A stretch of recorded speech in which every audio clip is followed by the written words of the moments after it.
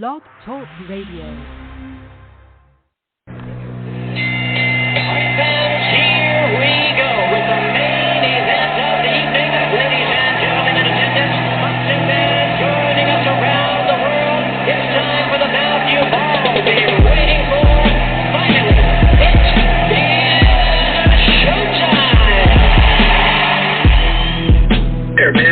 Dedicate our life to this sport. We do thousands of sit-ups at camp. We run hundreds of miles, for the ones that take it serious.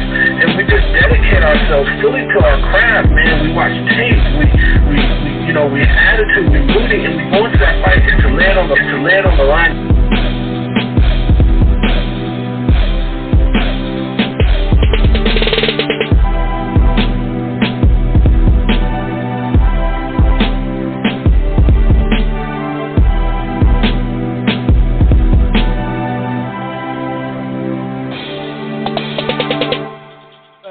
Boxing fans, this is the Rope-A-Dope Radio Podcast. I'm your host, Chris Carlson. We are live on a Tuesday night.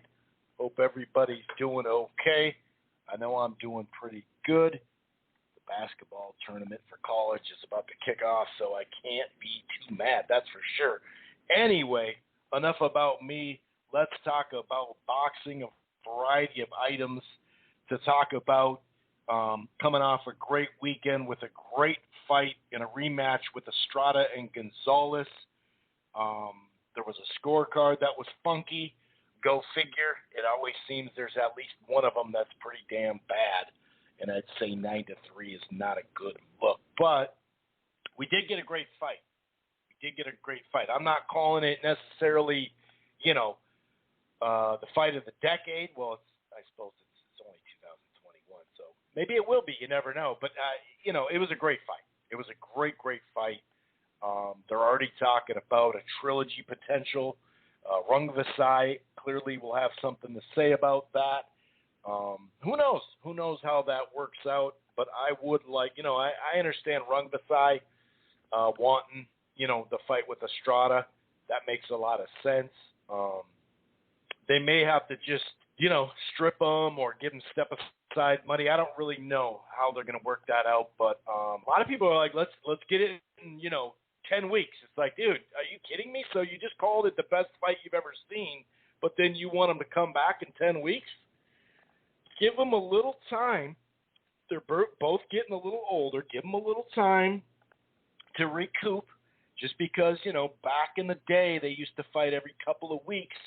Let's just calm down a little bit. Let's just calm down.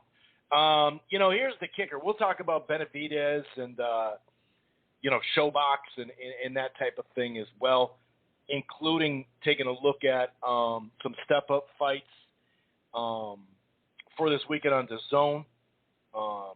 So definitely something there. Virgil Ortiz Jr. returns against Mauricio Hooker, which is a pretty good step-up fight for him. We'll see how Hooker is at 147.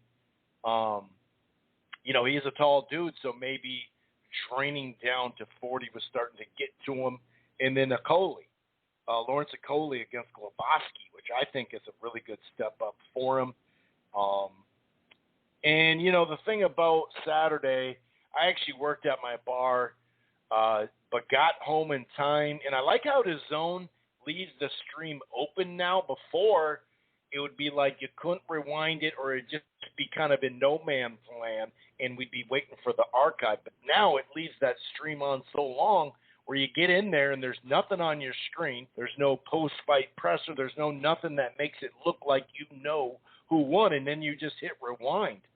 And you can kind of, go that route. So I got to see the fight, and was so excited after the fight and this, that, and the third. And then I found out about Marvelous Marvin Hagler, and that one definitely stunned me.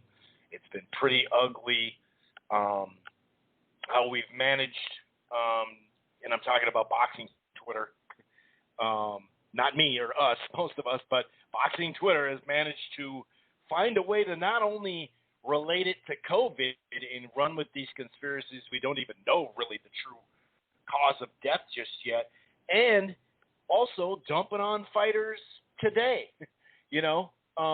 it's pretty crazy because if people know the true story of Hagler, I mean, he had almost 50 fights before he got a title shot. So, definitely the best fight and the best happened more then, no doubt about it. But Hagler is actually a guy that you look at the system and how it still was screwed up, obviously, and how it took him a while once he got on that winning streak and made up some of those losses to get a big shot. So it's kind of crazy. It's like, can't we just respect Hagler and just talk about Hagler? Why do we got to bring in, this other conspiracy stuff? It's sickening after a while. We will talk a variety of stuff. Obviously, Tyson Fury came out and had a couple of choice words late last week, I'd say, maybe earlier this week, but then right behind it, Eddie Hearn came out and said the fight is done, 2-fight deal.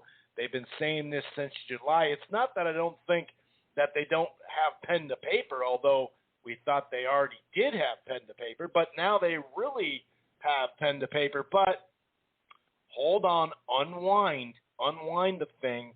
And it's funny because I've seen it on ESPN talked about. I just saw Jalen and Jacoby, a quick segment on it, and they're like, and Jalen's like, when is it? What's the date? And it's like, dude, this is the problem. Now you're going to make it look like boxing shitting on itself, and it can't even make this fight when there is a legit reason why this fight's not done, and it's called, a fee, a site fee, which is what they want, especially from the Middle East, which is, rumored to be very high, right? So without that, they're not going to do the fight. They're just not going to, and I don't blame them. But it is funny. Tyson Fury was even saying, hey, he said a bunch of stuff. It's Fury, right? Talking about I'm back to like 11, 12 pints a day, and I'm not really sparring or fighting or or training anymore. But he also said, you never know, I could fight Wilder. Don't rule him out. And it is kind of funny how he started barking, and next thing you know, there's a press release saying it's a done deal, but we're about a month out. That type of thing. So we'll talk about a variety of items. Of course, we'll have some current fight news to talk about in the boxing Twitter segment, where we call out media members acting like fanboys, or we just read just quality tweets that just hit home. It's like, yep, couldn't have said it better, my friend. So we'll be getting to some of that. I did get some. It went down in my DM. I did get some DMs from last show, so I'll address those. I'm sure those folks know who they are. Variety of other stuff, like I said, coming off the recap and preview and whatnot. But if this is your first time listening to the Rope-A-Dope Radio podcast, welcome. It streams live right here on blogtalkradio.com/Rope-A-Dope Radio. It streams live at archives. It's all here. There is, it's boxing heavy, obviously, but there is football and basketball involved. But you don't have to go to Blog Talk and download it directly there or listen to the browser if you don't want to. You can find the Rope-A-Dope Radio podcast on Apple Podcasts, on iHeartRadio, Player FM, TuneIn, Stitcher, Spreaker, almost across the board. We're also part of the Grueling Truth Sports Podcast Network, which can be found damn near everywhere. While you're at it, why don't you head on over to thegruelingtruth.com. It's boxing, football, baseball, everything in between, basketball. That's what I was going to say, and a variety of other items. One more thing real quick. Oh, by the way, follow me at the show. I keep forgetting to say this, at Rope-A-Dope Radio. That way some folks can DM me sometimes. A couple of people have said I haven't been mentioning it. Therefore, I don't know how to get a hold of you. All right, cool. There you go. Follow me on Twitter or whatever you want to tweet, at me there or whatever. Real quick before we get the show going, I got something for you. If you've cut the cord, you're not happy, or you're thinking about it, you're sick of paying $200 a month type stuff for cable, it's called AT&T. Now, I've been doing the AT&T TV Now, but there's been a merger. So with AT&T, the plan start is low as $69.99. They have the cloud DVR available. Stream it anywhere on any device. No annual contract. Simple pricing. No hidden fees. It's still an internet thing, though.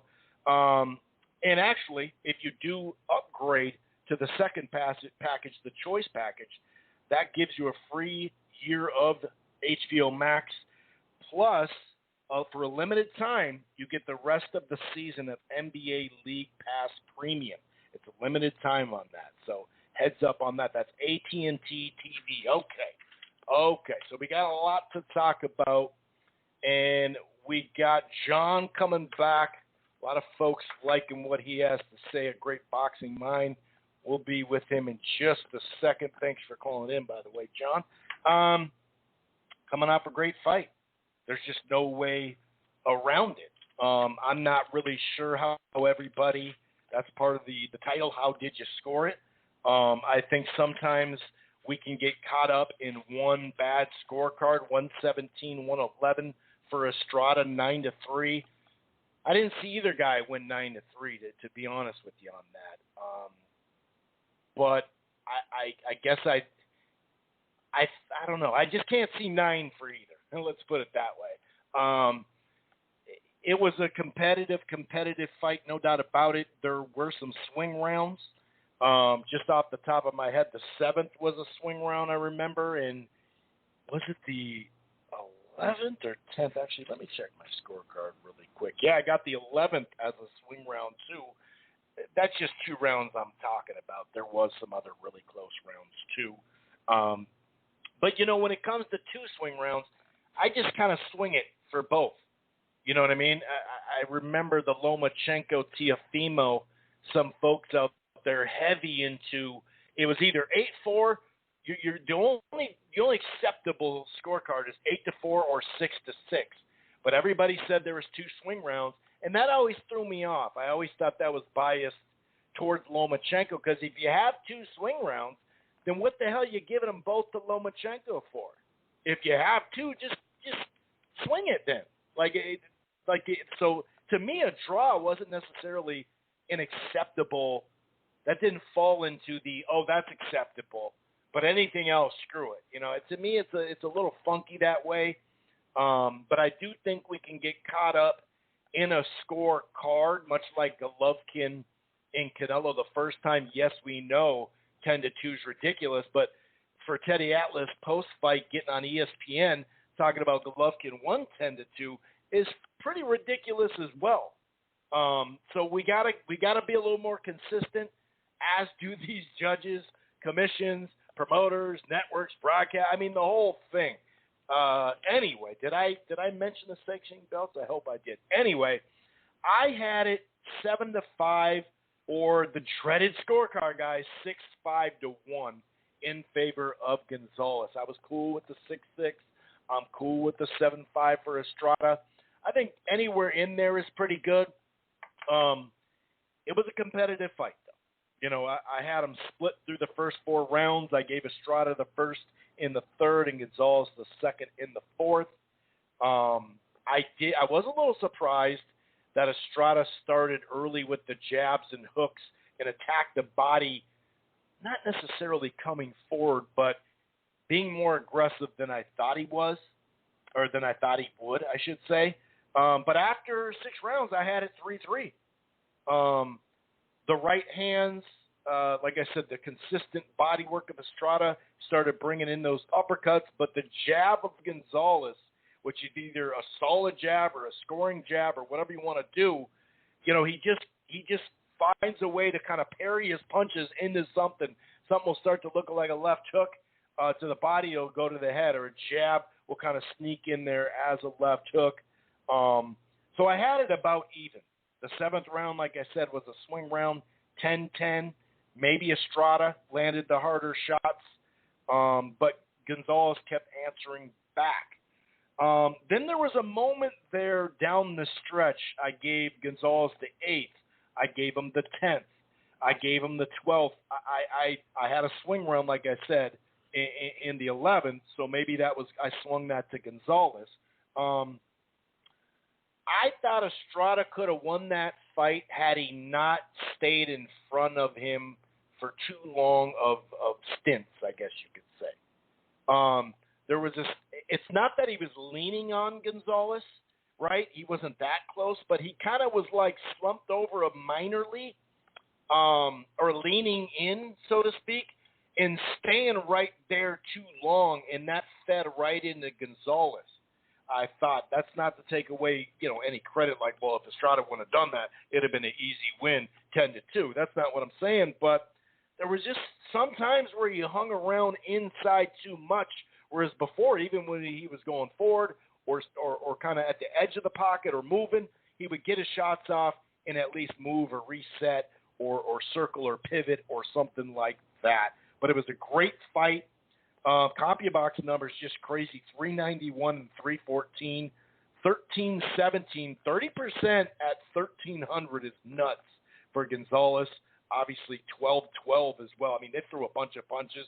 I don't know if it was that much of a disparity, though, in the punch stat. I remember when they showed when they were in the 200s when landing, I think it was like 240 or 230. And it was like 207, and Gonzalez had the lead. I don't remember all of a sudden there being a 50 or 60 punch jump there. That kind of threw me off. But, sometimes the CompuBox can get a little funky. It is what it is. But I thought Gonzalez closed strong. And obviously 115, 113, one of the cards was 7-5 for him. And then Estrada 115, 113. Like I said, I'm totally cool with that. 6-6 is like fine with me too. Did I mention that? I don't want to throw people off with the 6-5-1 because I know it's sacrilegious. Even though it's my little rant here. We talk all these guys talk about the historical fights and the black and white fights and all that, right? And I'm not talking black against white. I'm talking about literally TV black and white. And what was in those fights, too? Great fights, great matchups, but there was a lot of rabbit punching, right? But then when people do it now, they freak out. And look at the scoring, dude. You have like 4 tied rounds. Now, I'm not saying I think you should do a tie round every fight, but I'm not afraid to go 10-10. And obviously, as an official judge, you can't do 9-9. You got to have the 10-point must system. But I'm not afraid of a 9-9 either. I mean, if you didn't do anything and nobody even landed a big punch to say, hey, he landed 3, that person landed 4, but hey, or even 8-2, but one of them was a clean-ass punch, that's good enough for me to win the round. But a very good fight. I mean, this was a back-and-forth fight. They both showed their skill. I wouldn't say they both really showed their age too much. But it was fun. It was a blast. So that's my thoughts on it. I thought those hard right hands from Gonzalez, like I said, the left hook, uppercuts, whereas Estrada, it was kind of like Estrada started to kind of get on the move later in the fight. But for me, Gonzalez down the stretch started landing better in the exchanges, and he just kept on that jab, like I mentioned, however it landed, and then a right would follow pretty close. Don't get me wrong, the left hook, right hands, and the uppercuts were working for Estrada too, but it was a close fight, and hey, I'm a big Estrada fan, you know what I mean? So, and I had that fight very close the first time around, and some people thought, dude, it wasn't a draw, stop. You're just Estrada heavy in this one. And that's cool. I always said that I was a little biased with Estrada. But, yeah, 7-5 either way. I'm going to go ahead and bring in a great boxing mind, John, and see what he thought of the fight and all that good stuff. We got a variety of stuff to talk about. And I can't wait to hear what he has to say about, rest in peace, marvelous Marvin Hagler, man. I still can't, at age 66, man, that is, my parents are both older than that, and I wouldn't say they were young parents at the time, but that is just way too young to go, especially in the modern day stuff, right? I mean, there was a time where 66 would be old, obviously. Shoot, 42 was old at one point. All right, let's go ahead and bring in John into the fold. What's going on, John? How the hell are you, man? Hey, Chris. Great to be here. Been excited to get a chance to be with you again this week after all the good action we had last weekend. And, of course, as you just prefaced, sad news about marvelous Marvin Hagler. But good to get a chance to talk about a great. So like you said, there's really a lot to talk about in boxing tonight, and you really gave a good lead in about some of the events of last weekend. You know, of course, with Estrada and Gonzalez and the death of marvelous Marvin Hagler. But maybe we'll start out with, since you led with it, go back first to the Estrada Gonzalez fight. I thought you made a lot of good points. A lot of the points you made, I agree with. I mean, first of all, you know, I do think it was a great fight. Maybe just a little bit of, it's part because of the weight class, and then maybe part of the age of these guys for the weight class. Even though power is the last thing to go, look to me like a little bit of the pop might have been gone. I mean, these guys, of course, fighting at 115 pounds, fought with a tremendous gas tank, lot of punching, which is great, which made for a lot of action and not much clinching. I mean, I agreed with the way you summed up the scoring of the fight, and I think you made a lot of good points that are worth following up on. I thought there was a lot of close rounds in this fight. I thought Estrada did enough to win it, you know, by a couple of rounds. Just like you said, if somebody would have had it a draw or Gonzalez winning closely, I think that would have been perfectly acceptable. I think something you made a good point about is something that I've really been coming back to more in recent years, and some of the judging we get annoyed at, in a way, it's not popular to say because people love to criticize officials and judges in all sports, and especially boxing. But, you know, like you just stated, I think we need to get back, probably, it's not glamorous, but we probably actually need to get back to more even rounds, because, of course, this one judge is taking a lot of heat for his 9-3. And this is not just in this fight, but this is in a lot of fights. You know, let's face it, a lot of people, when they're scoring fights, what they really do when it's as competitive as a fight like this Gonzalez-Estrada rematch is, instead of having the even rounds that we probably should be having, what people start doing, because they don't want to be out of whack on their fictional scorecard, the hardcore fans, the media, is they start, well, that round was close, I'll give it to Gonzalez, and then that round was close, I'll give it to Estrada, and they start doing that to the whole fight. And then when one judge has a 9-3, they scream. But let's say if you're a professional boxing judge for a moment, when you're theoretically not even supposed to be looking at how you scored the previous rounds, you could, in theory, in a very, very extremely close competitive fight, give 6 straight rounds to Gonzalez or 6 straight rounds to Estrada and say, boy, that came down to a couple of punches, but, you know, I just thought that guy kept winning. Now, sure. And then when the fight was that close, we say, my Lord, my God, how could the guy have it 8-4 or 9-3? Ban him. And that's one of the reasons why this keeps happening. I'm not saying there's not bad judges out there where they just straight out do a bad job. And I think some of the savvier people who want to make the argument for Gonzalez kind of know that, so they say, well, how did this guy give Estrada the 12th? Well, you know, maybe that's a good point. But if the guy got one round wrong, you know, straight out wrong out of the whole fight that was that close the whole way, it may not be as outrageous as you think. Now, I'm not saying boxing hasn't had corruption, doesn't have corruption. You know, certainly we know in boxing a lot of that comes from the alphabet organizations. But, you know, you go back even to the 70s and you had Don King pay off the ring for ratings. So it could even get to that level. You know, Bob Arams testified in the court about bribing the alphabets. So we know some of it goes on, but when people immediately jump to conspiracy, especially, you know, we all have biases, like you said, Chris. I mean, all of us, you do, I do. We all have a little bit of biases. You have to try to check them. And, you know, you had the whole crowd who said Chocolatito has been their favorite fighter in recent years, and they hope he goes on for one more run.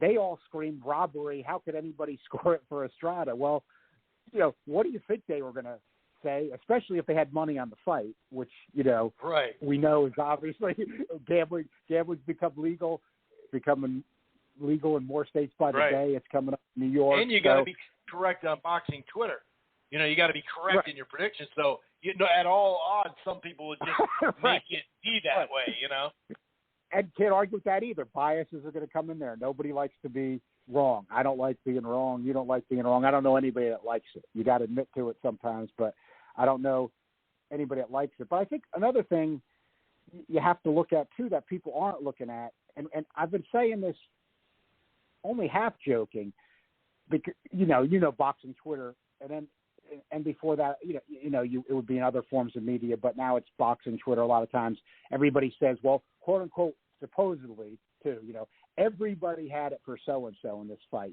quote unquote, everybody had it for Golovkin in the first Canelo fight.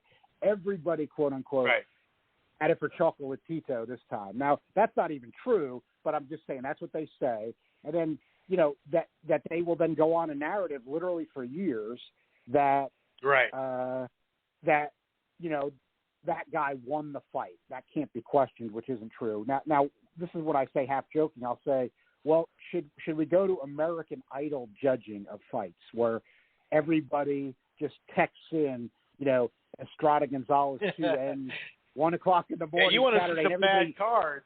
You're about to see some bad cards doing that, Yeah, they just text in. Now, I want to use a little bit of logic here. Why would that literally be a bad idea? Because, well, one of the things would be, even if boxing judges aren't perfect and sometimes there's corruption, in a lot of ways what we're not looking at is, we have to have a judge who at least supposedly subscribes to some code of ethics and supposedly is independent, because otherwise it would be American Idol scoring. In other words, doesn't matter what your biases are. You could have fallen asleep during the seventh, but you still get to send your text in about who won the fight. Yep. You could be drunk. It's in other words, there's no standard. All-star game voting and stuff like that. Right, all-star game voting. So obviously that's not a good idea. So that's where I was tweeting a couple of weeks ago, and some people didn't know what I meant, but I was serious, even though it's not perfect. That's why we need boxing judges. In other words, you have to get back to the basic concept of we have to try to have 3 supposedly independent people who at least sworn their duty to be independent, even if it's not perfect and even if they have some biases, because look at what our alternative is. You would have no standards. So, I think people need to get back to little basics like that. And then you see the crazy conspiracy theories. We're in sports. It's starting to almost remind you of politics, which I won't get into the politics. People don't have to pick a side or anything. But, one thing, Chris, I know that you've looked at, I've seen you tweet about it. I agree 100%. And I'm not going to talk about any side on politics. I don't need to. But a lot of the people on boxing Twitter will say, of course, I'm unbiased and I'm not a fanboy. I don't think we should have all this tribal picking a side. And then that person has been on one side for the last 5 years and has never had a tweet on the other side. So in other words, they always puff themselves out. Well, I don't think we should have these sides. I'm not biased, but they've never had a tweet on the other side of things for 5 years. But here's the reason why this fight didn't get made, and it's a pattern type shit. And you're like, well, wait a second. Right. And how many times, John, do you have to remind us that you call it down the middle? Just do it. Exactly. Right. I don't want to, it's just like, you've seen it, I've seen it, we've all seen it. I think it's the comparison to the guy you went to high school with who he puts up on your Facebook that, just like you said, of course, I always call it down the middle. I'm an independent. I don't have a political side. But he's always popped up on your timeline on your Facebook on one side for the last 5 years. Right. It's like, dude, don't, right? Just say what you got to say. Don't tell me that how you're supposed to get biased. So there's a lot of biases that all people had out there. I just think this was getting back to the fight, competitive, close fight. I think they both threw a lot of punches. You need to be able to do that in the lighter weights. Even though I thought Estrada just did enough to win the fight, I think he was stinging Gonzalez some, and I think it was around the 6th. He really tried to pick it up and put some hurt on him, and he was on the verge of doing it, I thought, but then it looked like he gassed out a little bit. I thought in the end he still won the fight, very close, but it could have gone either way, could have been a draw. But I think he did seem to lose a little bit of his confidence. Then he picked it back up, but I don't remember the exact round. My recollection, going off the top of my head, it was around the sixth. That, I thought he had a lot more punch variety than Chocolatito in that fight. But what Chocolatito's done well in you just have to call it his comeback, because it did look like he was done when Star Rungvisai knocked him cold and was beating him to the punch. He's tough and he's determined, even at the advanced age for the weight of 33. But, he just kind of really has to get aggressive now. And he just kind of he was landing the right hands consistently, but that's what he's been doing a lot of these fights since he's been making that comeback. He just kind of got to force that right hand in. I don't think he has you saw Estrada with a lot more punch variety now. I mean, I think that was a glaring difference in this fight, even though I think the fight could have gone either way, because I think what was surprising, like I said, Gonzalez at the more advanced age and having been knocked out, he had a little bit better of a gas tank. I think he just had a little bit better of a gas tank. I don't think it was enough for him to win the fight, in my opinion, even though I wouldn't argue with anybody that gave it to him. I wouldn't argue with anybody that had it to draw. But I think that kept him in it, and he really had to just kind of keep banging home and forcing that right hand, putting pressure on it. He did that with more variety and more of his prime. Now I think it's more, he just kind of keeps banging home that right hand. It was a very entertaining fight. But I think what you said as well, and the hipsters don't want to hear it, but for my own opinion, we're here in March. Do I think in December, in my feeling, outside of hipsterdom, this will be the fight of the year? Probably not. But, I don't think, it's not that it's required, but, nobody went down. Nobody was in serious trouble. You had a lot of action. You had a lot of suspense because the fight was very close, but you didn't have that real dramatic back and forth where this guy's about to go. Who got hurt? And that's right. And that's, let's face it, again, this is not being hipsterdom, but I think this is stating reality. I mean, the lower weight classes, especially when you get that low, have just never really been popular in the U.S., and that was always one of the reasons why. I mean, like it or not, hipsters, you don't want to hear it, but there's a reality to that. And you could see that, remember, with the TV ratings, when they showed their initial Superflies on HBO, it was high. They went down to a Superfly 3 that I believe Estrada was the headliner, and HBO, which has got 40 million subscribers. These were pre-pandemic numbers when there were more people watching TV. They were down at 296 on the last card. Now, DAZN, last credible report pre-pandemic, and they did not handle the initial part of the pandemic well. I think they bounced back. I like the one-year value. But with that said, last credible report was pre-pandemic. They had about 850,000 U.S. subscribers. So, we're 1 year into a pandemic where all sports viewing has been down on all platforms. And the rule of thumb, if you know anything about TV, you don't 100% of the subscribers don't watch an event. It just doesn't work that way. So, how many people saw it? The zone's not in the, and I'm talking about the U.S. I'm not going worldwide, but how many people saw it? If you're really going to be honest about what the numbers would be, it's not going to be very high. Why I just say that is, it doesn't mean it wasn't a great fight. It doesn't mean I don't like both of these fighters, and I do, and they gave a great effort, and I'll certainly watch it again. I feel my DAZN value has been good for a year. But with all that said, again, when you see people, I've seen tweets then also, like people who say we shouldn't look at ratings, saying this fight, Gonzalez-Estrada 2, is good for growing the sport. Well, you're going to have to explain to me with the numbers how the sport's going to grow with Gonzalez-Estrada 2, weight classes that don't draw in the U.S. on an app that by no accounts at this point would have 1 million subscribers. And no, the fight and that 800,000, just to hover around there real quick, John, sorry for cutting you off, that 800,000 was peak. That 800,000 was peak. So that means a month later, 2 months later, so it starts to fall off. And they didn't have content like ESPN and Fox and Showtime.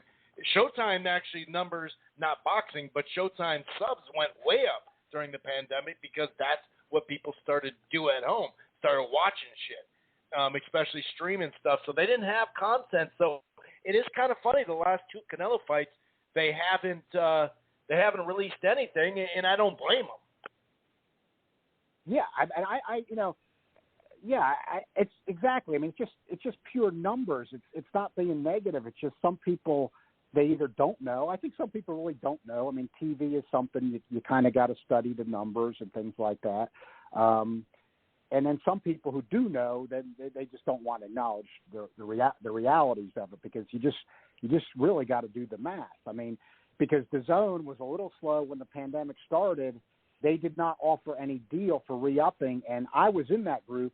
All the people who had signed on for Canelo Jacobs when the pandemic started, they got a boost there, but those 1 years were about to run, and they offered no deal. Now, when fights started coming back, to their credit, they kept the 1 year deal out there, which I do think is a good value for people that like fights. So yeah, hardcore value, it's awesome. Right.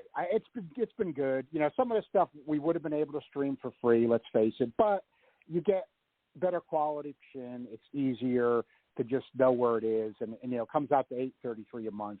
That's worked out good. I'm not complaining about that. I've been happy with that. But again, everybody had to re-up. I'm sure all the Jacobs Canelo subscribers, when you had that lull, when nobody knew what was going to happen, I'm sure some of them did not come back. So, right, like you said, you were peaked out when the pandemic started at about $8.50. There had to be a drop since then, because even network TV sports watching's off. It's kind of something that wasn't expected with the pandemic, but it can't be disputed. I mean, there's been some good articles about that lately. All ratings are down in all sports since the pandemic started. So boxing's not going to be immune from that, obviously. So I think, you know, even though this was entertaining for boxing fans, I think you made a real good point last week. And, you know, why did HBO first start getting into this Superfly stuff and adding Roman Gonzalez? I mean, it was pretty savvy. It was because you don't have to pay these guys as much, and you could make some fights. But, you know, even as their money goes up some, it's going to be harder. But still, it's not the kind of money that they'd have to pay people in other divisions to get in tough. And that's, you know, what is good about this, you know, Superfly thing and guys in these lighter weight classes is when they can put together some good fights. I'm all for that too, but there's just reasons historically why people don't watch those classes as much. And I don't think that's going to change. Remember, the UFC does not have a male weight. I mean, they didn't even bother with it. So you don't have to do it. It took them a while just to add the light ones they had, remember? Because it was Strikeforce kind of had such a packed division that they kind of forced it. Yeah, and they had that WEC thing, which they experimented with, which was only the lighter classes, and they folded it into UFC. They folded the which the WEC was an MMA attempt to just spotlight lower weight classes. That was 155 and under for MMA, going lower, and they folded that. You know, UFC had owned that, and they just shut that down. So, you know, I mean, these are just facts. Again, you could not like them. Boxing hipsters can get mad and say, of course you can. Chris and I are watching it. We're enjoying it. We're going to be watching with you. But when you talk about growth of the sport, popularity, things like that, in that sense, this just isn't it. Yeah, no doubt about it. And like I said, it's proven, because either it is the love of Chocolatito and all this stuff we're talking about in the hipster thing, but also if it took 8 years to have the rematch, who was you know, like looking at Estrada going, hey, is this guy going to get a rematch at some time? I mean, he's proven he keeps following him up in weight, and we didn't get that at all, like not barely anything at all. And I'm not saying I want to complain all the time either about shit. And the fact is, they were fighting pretty damn good competition over a year's time, so it made up for it. It helped you forget it, no doubt about it. But it is kind of funny how that worked. You know, literally 8 years and not a peep, really. Yeah, exactly. And that's one example. Another example is Inoue started at 108, and there's a lot of people that love Inoue, and he's now 118, 3 pounds north.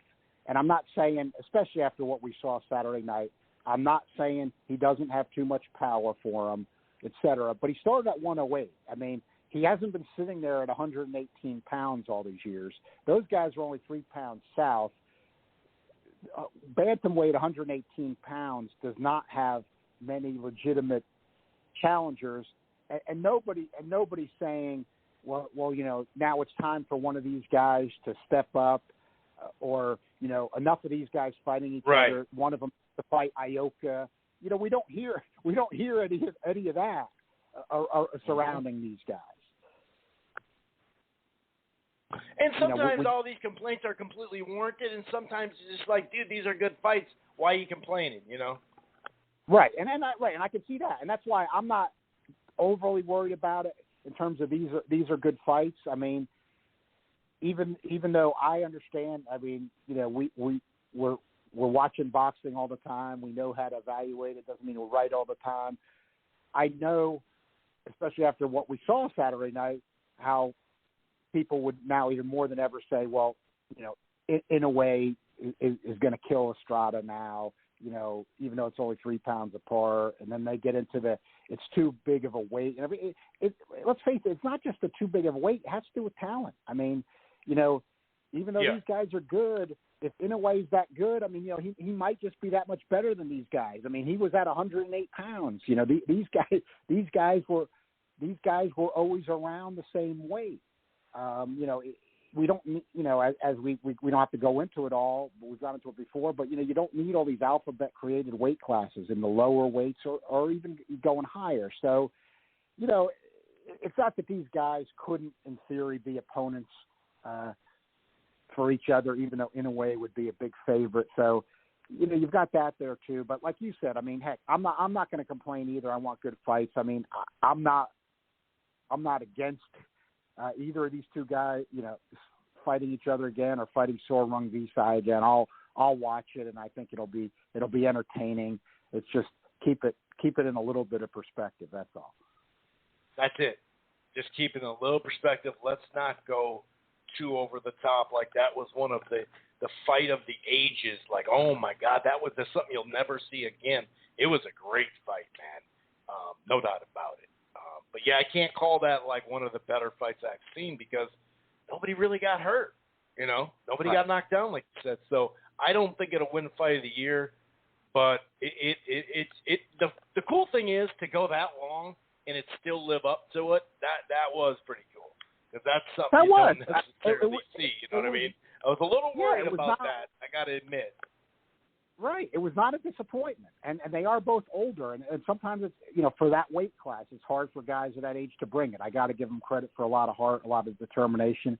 Obviously, they threw a tremendous amount of punches. So it was action the whole time. And it was suspenseful in the sense that it was very competitive. It was very close. I mean, that had me very focused because of the competitiveness of the fight and how close.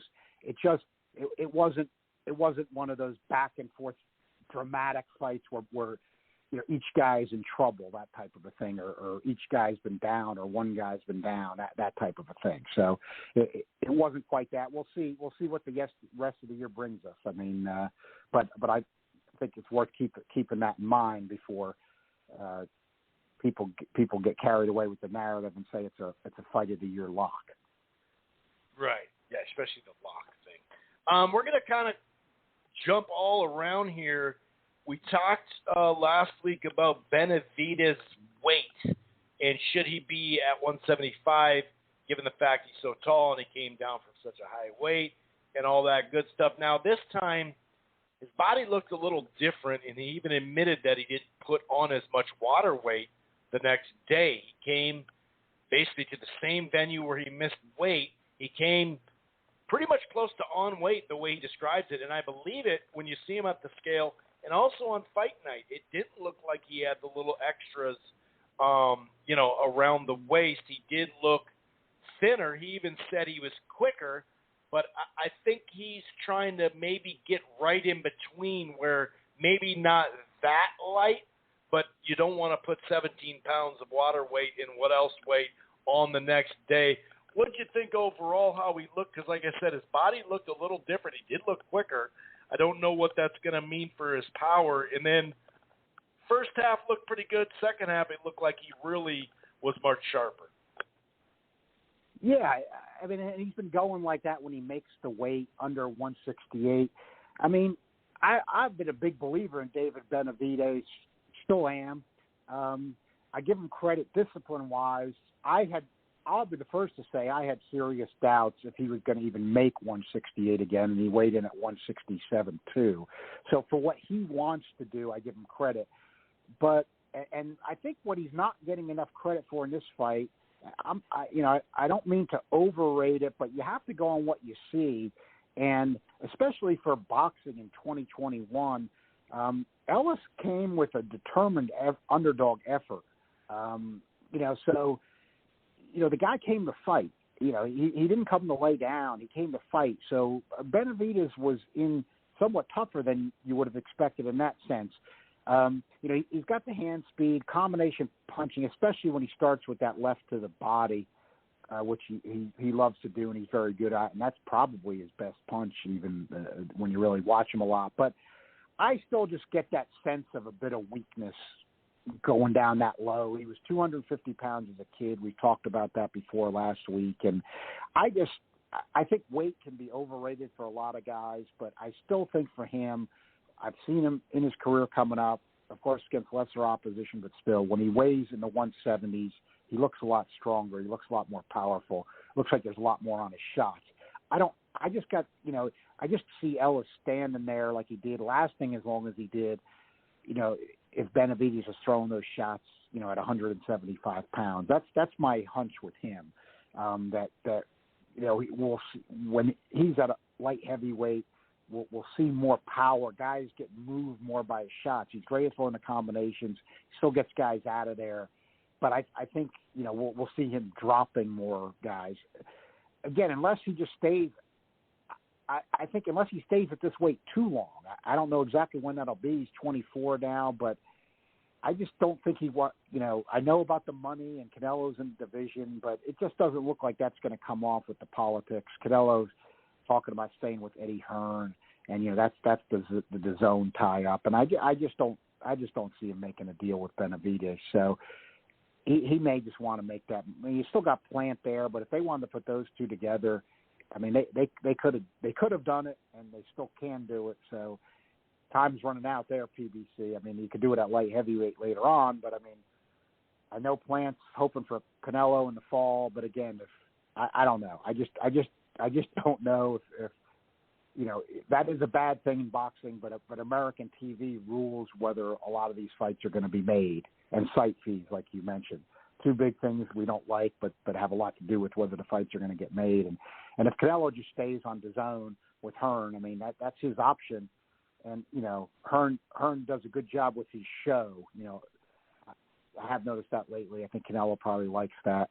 But again, I don't know about the overall exposure and things like that. So I just don't know. But getting back to Benavidez, I just think his future's at 175 pounds, and I think he's one guy that'll be a little stronger, and I still see a little bit of that missing, even with him making weight as comfortably as he did for this one. And we are going to get to the legend Marvin Hagler in just a moment. Isaac Cruz or Isaac Cruz, however we want to look at that. That type of fight, I think, is going to do something for him as a fighter. I don't know exactly what it's going to do, but the style, both on the guy on the move so much. The guy has a pretty good jab. The guy can clinch the hell out of you. I thought at points in the fight, I thought it was actually good by Cruz to get Ruff back. He got a point deducted. Obviously, there should have been a point deducted, on Romero for holding and whatnot. But I think in the long run, it kind of feels like, did we see the potential ceiling coming with Cruz, or is this something he's going to learn from because the style? I mean, talk about getting on a 10 speed downhill at times, but then he would stop and flurry off the ropes, but then hold as well. So I just think it was kind of a learning experience. Well, what'd you think of it? I mean, I guess it could be a little of all three as well. Like, hey, maybe he's just going to be a limited power guy that's going to come rush you. What would you think of the performance in the fight itself? Because it was a little funky in spots where you're just like, dude, it's just nothing but hold. I agree with you, Chris. Normally, I feel like he learned something when somebody doesn't look that good is overrated, but I kind of got that feel from this one as well. You know, Cruz is only 22. You know, yeah, I was hoping he'd look spectacular. I thought he might. But, you know, the Romero guy, you got to be a little bit fair to him in the sense he was in on very short notice and he doesn't have pop. But giving him those two things, he wasn't real anxious to fight. You know, a lot of grabbing, like you said. I mean, just too much holding, and you know, he was moving his hands, but he wasn't trying to do any damage whatsoever, and just grabbing and kind of almost running. So tough for Cruz to look good against that. I did like the way he just adjusted and was able to just get himself in a position where in an ugly fight like that, he won rounds. It was an ugly fight.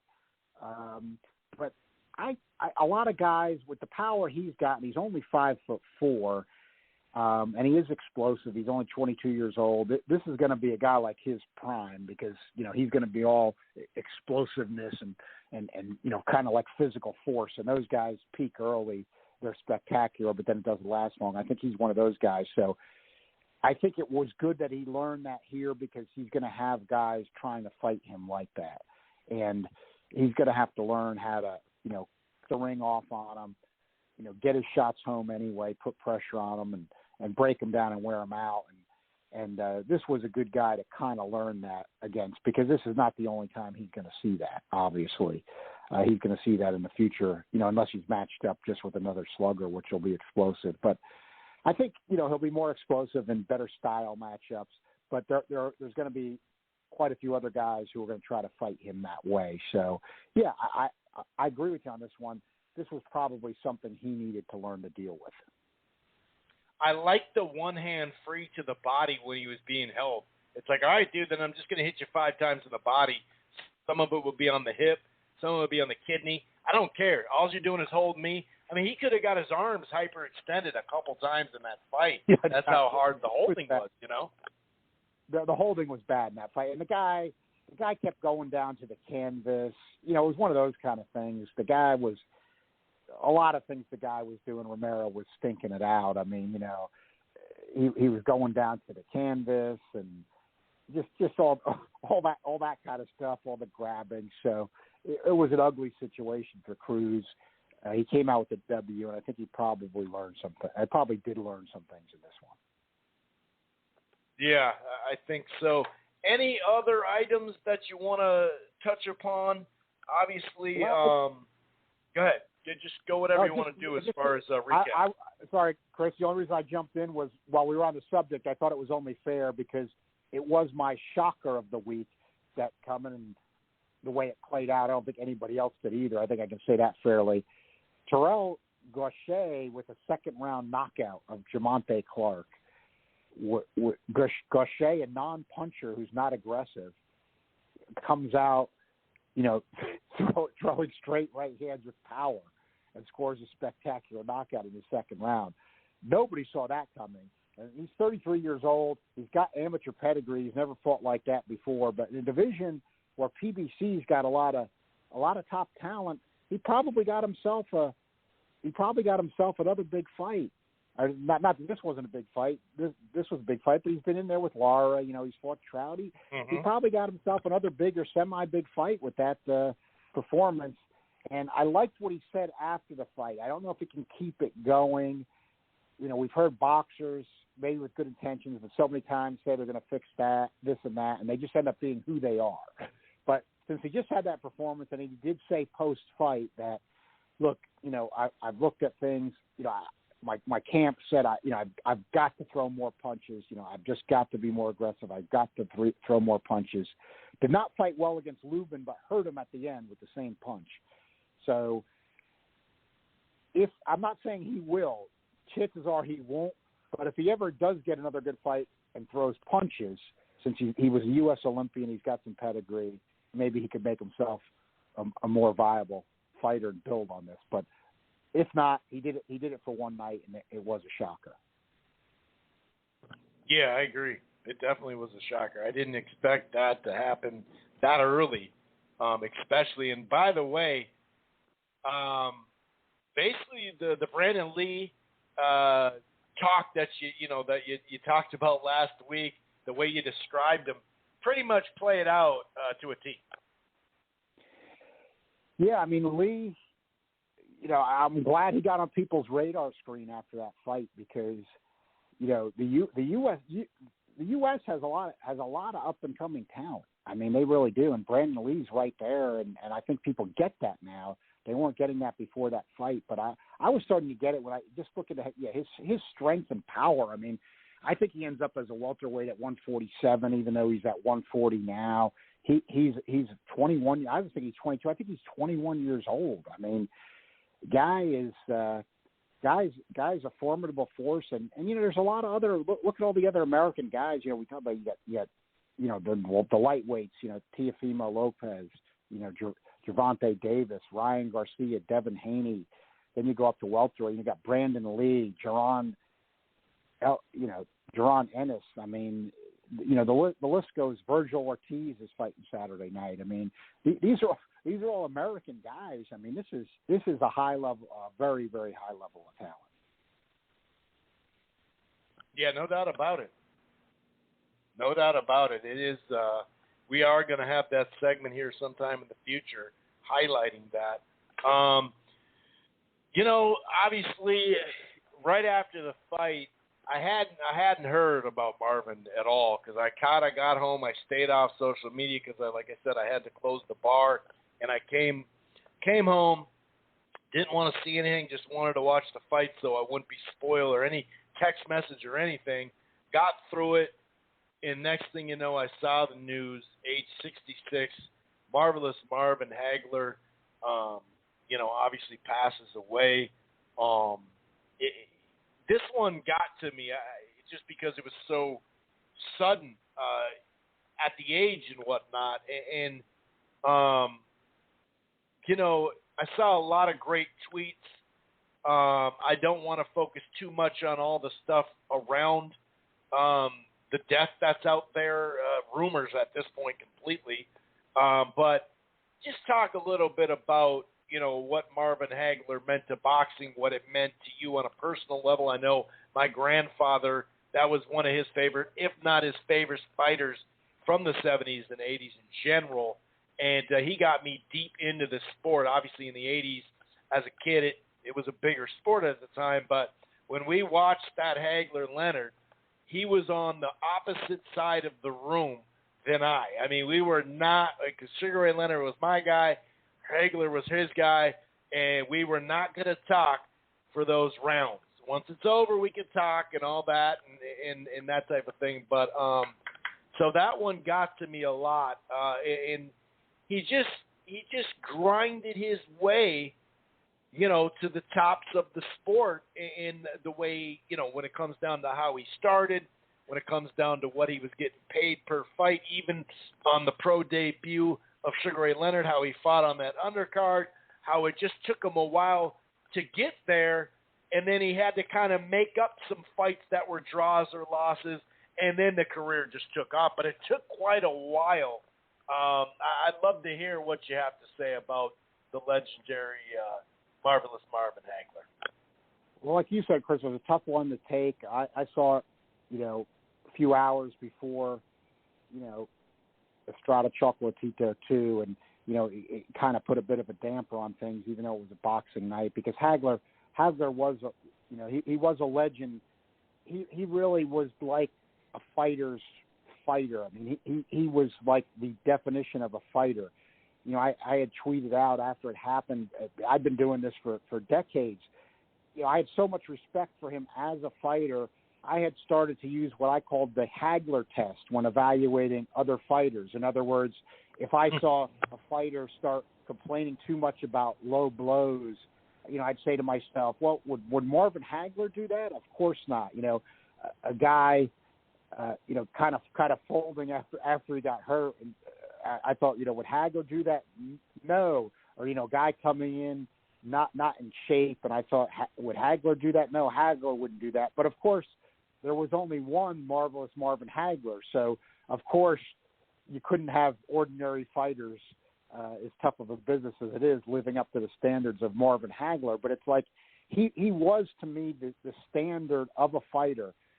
Only officially knocked down once in his career against Roldan, and, saw that fight live as it happened. You had to kind of call it a knockdown the way it was, but the punch didn't hurt Hagler or anything. It was like behind the head. If you wanted to argue that he never truly was down in his career, even though he had the one official knockdown, you could argue that. He's very close. The only fight most people seem to agree that he lost was his first fight with Willie Monroe. And there was even some reports at the time about that fight being close or maybe on the drawish level. I'm not saying that was the majority, but there were some. And all others, there was people that thought Hagler won the fight. I mean, not, outliers. I mean, right through the Leonard fight, his last fight, which I did think he won. As years have gone by, maybe it wasn't quite the robbery, like we were saying earlier, you get emotional with things. And even I look back, maybe that wasn't quite the robbery I thought it was. There were people I respect who thought, Leonard could have gotten the decision. But, there was certainly an argument he won. So, for a guy to never truly be knocked down in his career, only one official knockdown with the guys he fought, and then for a guy to also be on the verge of arguably never really lost a fight in his career. I mean, he's on the edge, maybe the first Monroe fight, and making an argument for one all others. It really is just amazing and shows you how great he was. And he had some of the great lines that they were bringing back. Like he said, it's hard to get up and run at 5 a.m. when you're wearing silk pajamas. And, the guy was always disciplined. He always had the discipline. He came in with that war moniker for the Hearns fight. And I never, probably another one of the biggest tributes I can give to him is I never thought, I can go back to the time, and I was a huge Tommy Hearns fan. And, I really thought Hearns was going to win that fight. I thought Hagler, as great of a chin as he had and how tough he was, that he could not get through Hearns' power at that point in Hearns' career. And look, he almost didn't. He got buckled and he got cut badly early on, but the guy just kept coming and to walk through a guy that punched like Thomas Hearns, who knocked out light heavyweights. It was just amazing, for Hagler to just win the fight that way. I don't think anybody saw that coming before the fight, even though he was talking about war. And it was just unbelievable. And I remember my dad and my brother were at the closed circuit location for that one, and just talking about everybody in the closed circuit in Jersey. Back then, you had these closed circuit venues that were packed. Yep. There'd be 15,000 people at the closed circuit. Yeah, literally. That'd be the pay-per-view, basically.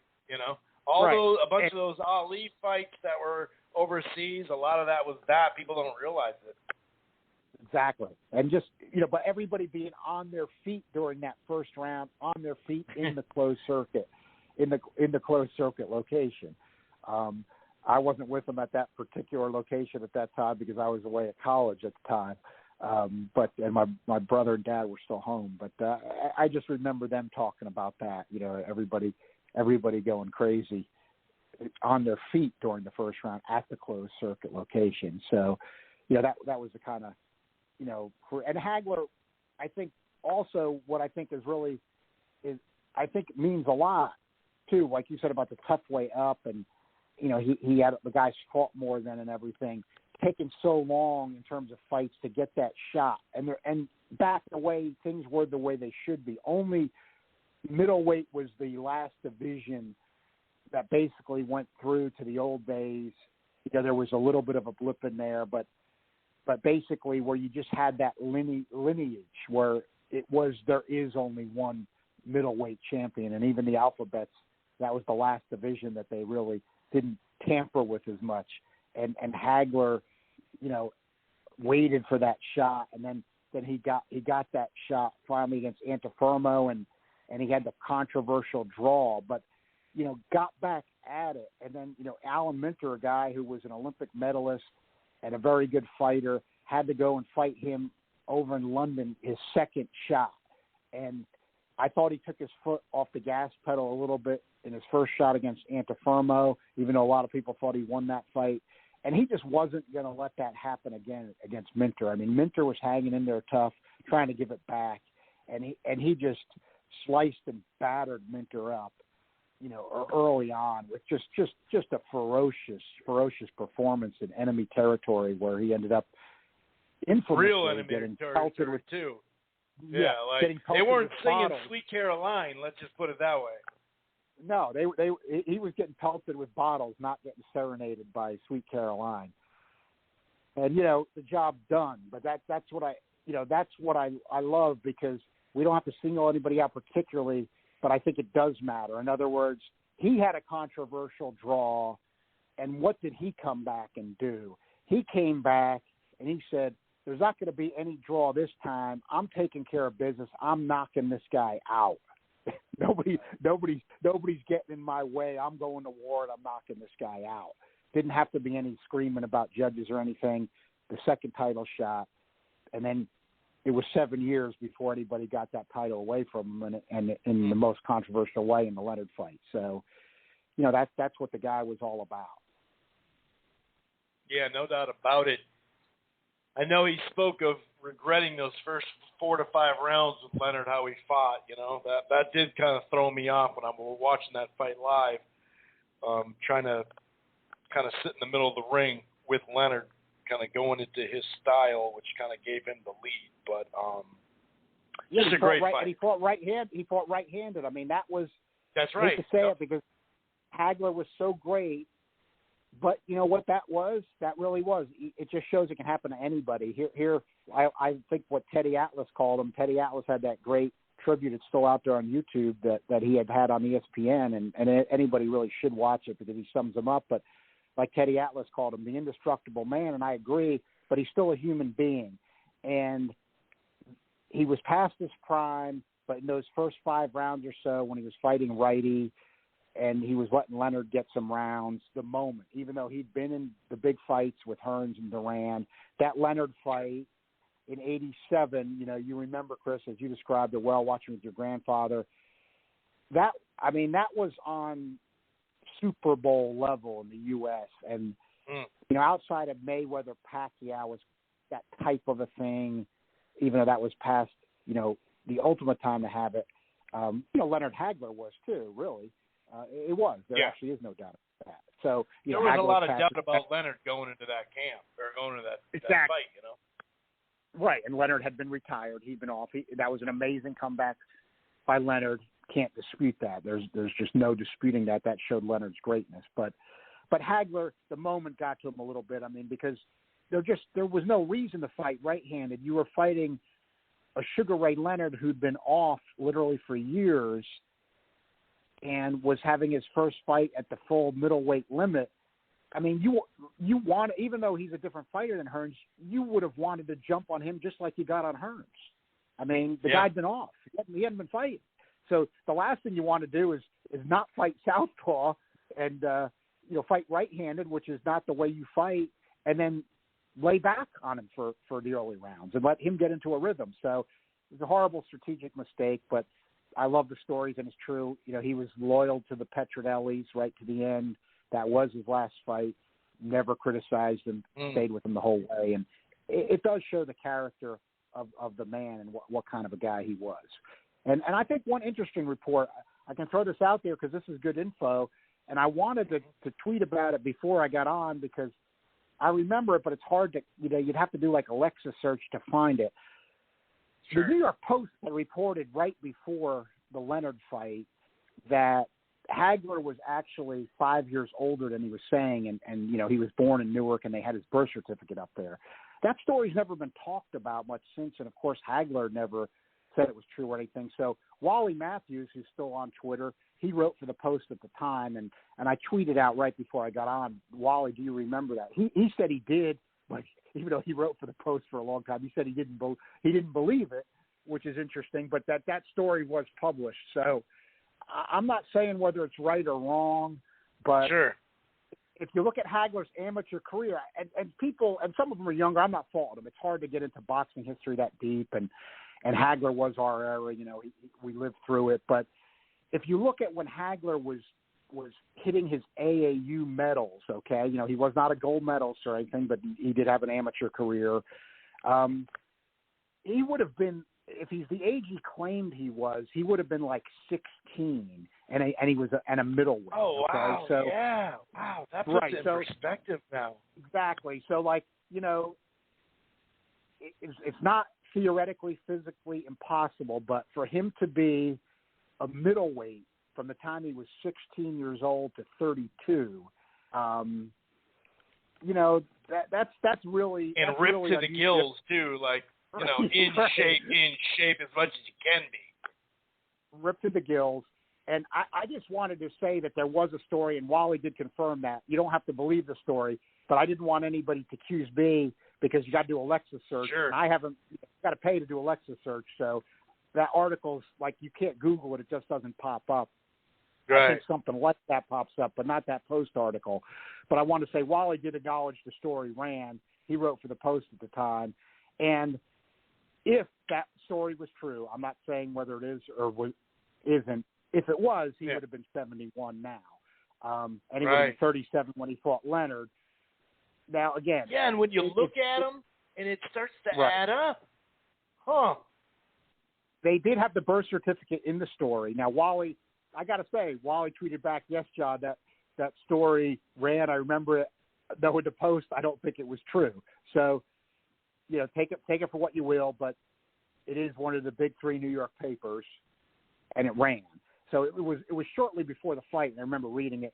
Someday maybe somebody will get that pulled up and do the search. Obviously it exists, but you'll have to do a paid search on that one. So I always wondered about that, though, because others then did say when you look at when he was AAU medaling, it would be unusual for him to be medaling as a 16-year-old middleweight and then still be at that weight all those years later. So something I wanted to throw out there, a little Hagler trivia that, he never acknowledged. He never said that was true, but it's a I would say it's not a conspiracy possibility. It's kind of a real, at least, possibility. Yeah. Huh. That really does line up. If you just, and then that would make more sense where his body would be like, yeah, I'm good here, dude. I'm good. Yes. I'm going to retire. He stayed retired. Yeah. He never came back. If he knew he was 37, and he had the war with Mugabe, and then Leonard, he came back. There's no doubt. I thought he won it, but he looked very slow against Leonard. There's no doubt about that. The wear and tear. If he was a 37-year-old guy instead of a 32-year-old guy, the whole thing would make sense. It still could have happened with him being 32, but I never forgot that because it's something that there is a fit to it. There is a fit to it at least. And I was young enough just not to be ignorant to that stuff. You know what I mean? Like not reading that or not. You know what I mean? Just young enough to where I didn't give two shits about reading the newspaper at the time. You know what I mean? And they that really makes sense. And we're not ripping it because it's actually giving him more respect that he did that at that age potentially. Right, and it could also possibly explain why he said, look, the retirement's permanent, that's it. Right, I've seen the writings on the wall. Yeah. Yep. Yeah. Huh. Especially with a guy like Leonard in the rematch. Okay, I know what I did wrong. I know what I did right. Okay, Wow. Interesting. Yeah, very interesting. Wow. Yeah, that really does line up, though. I did tweet. Maybe he's half Wally. Cuban. And we don't know. I'm just kidding. Yeah. Just kidding. Cuban well, fighter. that's the thing. Just kidding. I got to admit, I don't like when they always say that about the Cuban guys without evidence. That's why I hate to repeat stuff like that. But I wanted it anchored in that story because that's where I got it from. I mean, I didn't get it from just speculating or some wacky source. You know, this is when the New York Post was writing about boxing every week. Exactly. And you know, right, they had it was a front or a back cover story on it, and they had the picture of the birth certificate. But I'll have to go look. I just saw that Wally did answer me back that, but I didn't read it in detail. But that would be on Twitter right now. So, you know, he's Oyster Bay Bomber. So he said he didn't believe it, even though he wrote for the Post. And I mean, Sure. I respect that because he worked there. I didn't. So, but you know, that was out there. It's something at least worth thinking about. You know, I have this boxing Twitter segment. It's kind of the great, good, bad, and ugly type thing. But your tweet a chunk of days ago, commentary said WBC Youth World Title is a stepping stone to greatness. Was just a perfect boxing Twitter segment on the good side, not on the fanboy side. That I just had to mention that WBC Youth World Title is a stepping stone for greatness, John. You didn't know that? The commentators said that during the Thai card on Friday night. That was the Sorung Visai card. They said it about the I believe that was the fight after Sorung Visai. The commentators actually insulted us with that I quoted. I had to get that out there. That the WBC Youth World Title is a stepping stone to greatness. So I've always thought John Scully, the Iceman, did comment on that. Of course, the former pro fighter. So even he was outraged. He was outraged by that one itself. That's good. 2 fights coming up this weekend on DAZN. Credit to them in some form of a step up, no doubt about it. I wonder what Hooker's going to look like at 47, if he's going to be out of his league, or if, you know, the weight thing, you just never know. He is long, so maybe making this weight is going to be better for him. The last couple of pounds get harder and harder to come off. I don't really know. Virgil Ortiz stepping up, though, against Hooker to an extent regardless. And then Lawrence Okogley going against Glowacki, which I think is a legitimate step up. What do you got to say about these 2 fights here on DAZN for the weekend? I think Virgil Ortiz is going to have a spectacular performance. I like him a lot. He didn't look as sharp as he has been against Sammy Vargas, but that can happen once in a while. I'm not particularly concerned about that. He's one of the best up-and-coming fighters in boxing and in American boxing, both. And the welterweight division is completely loaded, so that's exciting. I think that he will get Hooker out of there. I think that he hits a lot harder than Ramirez, and, you know, Ramirez was able to get Hooker out of there. You know, Hooker... He had picked up a KO here and there when he kind of made that surprise run where he got an alphabet belt at 140. But, you know, decision Flanagan, then he picked up a KO. But he's not a puncher. I mean, if you look at his whole career, he's not a puncher. Once in a while, he looks good when he gets a little leverage. Like you said, he's a tall guy. But he just doesn't have the history as a puncher. He got off a couple of good shots against Ramirez, but I just don't think he's going to be able to do enough to bother Ortiz. And I think Ortiz brings a lot more power than Ramirez. I mean, I like Ramirez too, but not as much as Ortiz. And I think that I just think Ortiz is going to have too much power for Hooker. I don't think he's going to be able to take Ortiz's power. And I think Ortiz should get him out of there pretty easily. Yeah, I could see some early success just landing, but I'd have to agree with you there. Anything else that you'd like to speak upon at all here, John? Yeah, just since you mentioned it, Chris, you know, the Okolie and Glowacki fight, I do think that's an interesting fight because Okolie, you know, when I watch him, you know, during the course of his fights, he doesn't look good, but he's big for a cruiserweight, and the power is real. I mean, when that guy unloads, it just comes suddenly in a fight. You know, he doesn't look good. But that power, he sold me on his power. Even though he's fought lesser opposition, this is a big step up for him, like you said. That power is real. I like Glowacki a lot, but he took quite a bit of punishment in that wacky fight with Breedis. There was a lot of fouling. I mean, without the fouling, who knows how it would have played out. I don't think it was an unwinnable fight for him, even though he took punishment. But he kind of took punishment in that fight, and I kind of didn't like the way he was really responding in that.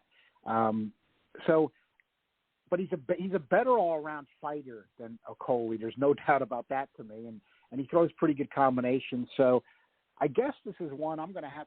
I don't like it. It's hard enough to pick winners in fights, so I don't like to get too precise about how it plays out because I just think it's really difficult to even pick who's going to win if you're really picking enough fights, and if it's going to be a KO or a decision is always your bonus. But I think this is going to be one where Glowacki will probably be looking pretty good, probably winning some rounds. But I think with Okolie's size advantage and when he has those power bursts, I don't think Glowacki is going to be able to take it. I don't know exactly when that's going to come, but I'm going to say that comes before the end of 12 at this one. And I think Okolie is going to win by knockout, but he may very well be losing the fight. Matter of fact, I'd almost suspect he's going to be losing the fight, and then he's going to explode and get a knockout. That's fair. That kind of makes sense. I do think that is a real step up for him, like you mentioned, comparatively to both fighters this weekend. Kind of interesting. We do have, White and Povetkin the following weekend, and hopefully we do have some really good fights on the schedule. Hopefully we can fill up the rest of the schedule for April, in May, and even into June here soon. Any other items that you want to speak upon at all here, John? No, Chris. I think we did a good job of covering everything here. Like you said, DAZN will have some good stuff this week and next week. So that is good for that 1 year deal. But I think we've got everything. I think we've got everything covered here. There we are. I really appreciate it, man. You take it easy and have yourself a good night. Thanks, Chris. Have a good rest of the night. Great being here as always. Definitely, man. Good to hear from you. Take it easy. Okay, take care. Talk to you soon. Bye. Yes, sir. All righty. And I actually just stumbled upon, I should have let John hear it. Maybe you see it on the Twitter feed. This is an old right guard commercial featuring Marvin Hagler. It's from 1988, so I was a kid at that time, and I specifically remember the right guard commercials with him, and then the right guard commercials with Charles Barkley, for those who know what I'm talking about. They had these rough, rugged dudes talking with a British accent.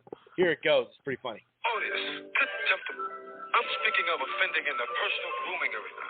When seeking maximum protection and a fresh new scent, one should grab new Right Guard Sports Stick from Gillette, antiperspirant and deodorant.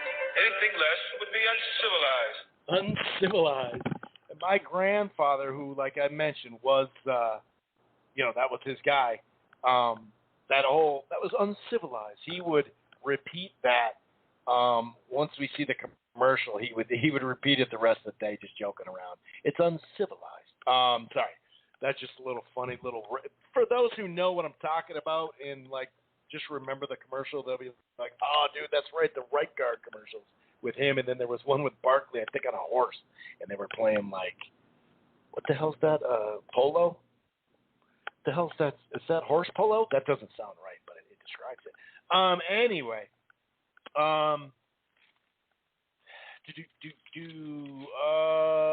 McCaskill, handled business. I thought she won it more cleanly this time.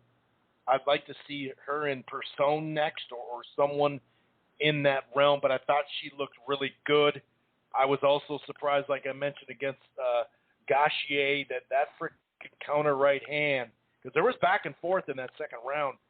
Nasty counter right hand and a flurry for the TKO. Was it early? It didn't seem like there was a ton of protest from Clark's corner or him.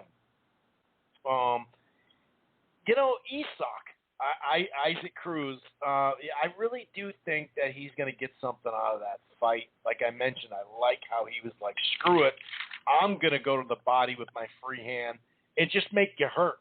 I'm going to hurt you type thing. And I was impressed with that. I think it was like a body shot combination left and right from Brandon Lee that knocked him down. And then in an exchange, nasty-ass right hand, landed flush. Out cold was Samuel Tia. And it was funny because Farhood, and I respect the shit out of Farhood, but it was funny. He's like, maybe this is just the way it was going to happen. He's going to weather the storm, and then walloped. Just got walloped. What else? Misael Lopez. Was it Misael Lopez and Jordan White. That was kind of a fun fight. I thought White took care of business, kind of buzzed them maybe once or twice through the first couple of rounds. Then I thought Lopez won the fourth and fifth. He started bringing the pressure, started landing harder in the exchanges, like I've mentioned. Just better lands in general. It looked like in the sixth round, White missed a jab. Lopez was clowning him, talking about, you're going to throw some jabs. He was just messing around. Next thing you know, an uppercut, I think with the left hand, wobbled Lopez. And I think it was like a right hand on the second knockdown. And Lopez was even, he was hurt. He was really hurt. But he was like, his legs were gone. But he was still kind of talking trash after the first knockdown. It was just kind of a weird, he's like, I don't know. He was all wobbled and couldn't walk properly, but he still was kind of looking at him like, dude, this is nothing. It was kind of weird. He was clowning, but then he got knocked out. But he was very, he was in bad shape, in my opinion. Maybe some people saw that differently. And then Tomas Velasquez and Victor, what was it, Padilla, I believe it was. Both undefeated fighters, definitely a showbox type thing. Velasquez looked really good early on. Left hook to the body or the elbow, or it was a slip. It was really funky how that went down. I was like, what's going on? I'm missing something here. And then like a good jab, kind of a quick jab, right hand, Velasquez was landing, and it seemed like Padilla took over from there. The short left hooks, combinations, in this roundhouse right that landed really hard. I think it was like he started out with several left hands, then like a roundhouse right, and a flurry knocked him down. Then another flurry, TKO, so a good win there. Fun little showbox card. I got to give him credit. I thought it was a good card. I do dig the midweek stuff, and this might be just a thing because they do have Bellator now on Showtime, so maybe this will be an ongoing Wednesday show, which is cool to me. I like toe-to-toe Tuesdays. Obviously, back in the day, Tuesday night fights and whatnot. So, and even Friday night fights in the spring and summer would also have a Wednesday night fights for those who are watching that. Mostly hardcore fight fans, of course, but they do a Wednesday and Thursday. Would kick in sometime in the spring and go all the way through the summer. I remember when they stopped that Wednesday, I think they put baseball in its place. Can't blame them there. But we were all kind of like, well, maybe they'll combine budgets and they'll make it. No, that didn't happen, unfortunately. Not to rip on ESPN Friday Night Fights, because for a while it was damn solid when it began, and it had a good run. But it just kind of fell off down the stretch. It's tough to make a fight every single week from January to September, especially when you don't have a deal with anyone, and a lot of people aren't trying to get their guy beat. And it just, like I said, week to week is tough. You know what I mean? No doubt about it. I do think, like I mentioned, that Hooker will have some success with the jab, with the length. I think he'll land some nice punches early, but at some point Ortiz is going to adjust. He's not going to go in there full steam ahead trying to murder him too early. I do think he'll use his skill, and then start to open up. And I do think he'll knock him out, no doubt about it. But I think it'll be some give and take. So I'm looking forward to see Virgil Ortiz. It's Virgil Ortiz Jr., right? He's going by. And I thought John called it with the Coley. I think that it'll be random. That jab's good, but it takes him a little while to warm up. That Chamberlain fight was really slow. Not much happened there, but he's long, he's lanky, and he can punch down at Glowacki, who I've always liked as just a fun, come-forward, spirited fighter. I remember that Cunningham fight. That was just awesome. Cunningham was just, beating him up to an extent, and then he'd get dropped. Then Cunningham would get back up. And it was a fun fight. That was a fun fight, no doubt about it. So, yeah, I'm picking Ortiz. I don't know. It kind of matters how quick he wants to turn on the gas. Could be 4th round. Could be 8th round. I don't really know. Kind of matters what gear he's in early. And then will Glowacki get knocked out? I'm going to say he's just going to get strung along and get beat up. But if it's a knockout, it'll be TKO. I don't think he'll ice him. But that would be a nice statement for a Coley. I think it's a good fight, man. Didn't Glowacki get COVID? And that's why he couldn't. This fight got pushed back. I believe it was one of those that got pushed back. We had that string where Bali, Indonair, White, Poveckin, because Poveckin got it. We had that string of cancellations. Let's hope, knock on wood, you can hear that we don't have too many more of those. And shit is opening up. Florida and Texas. You can sit there and rip them because you shouldn't have a stadium probably with 100,000 people in it. But just keep the fucking masks, though. That's the thing that gets me. Open up, cool. Open up, cool. All right, open up. But, don't take away the mask, in my opinion. And I work amongst the public.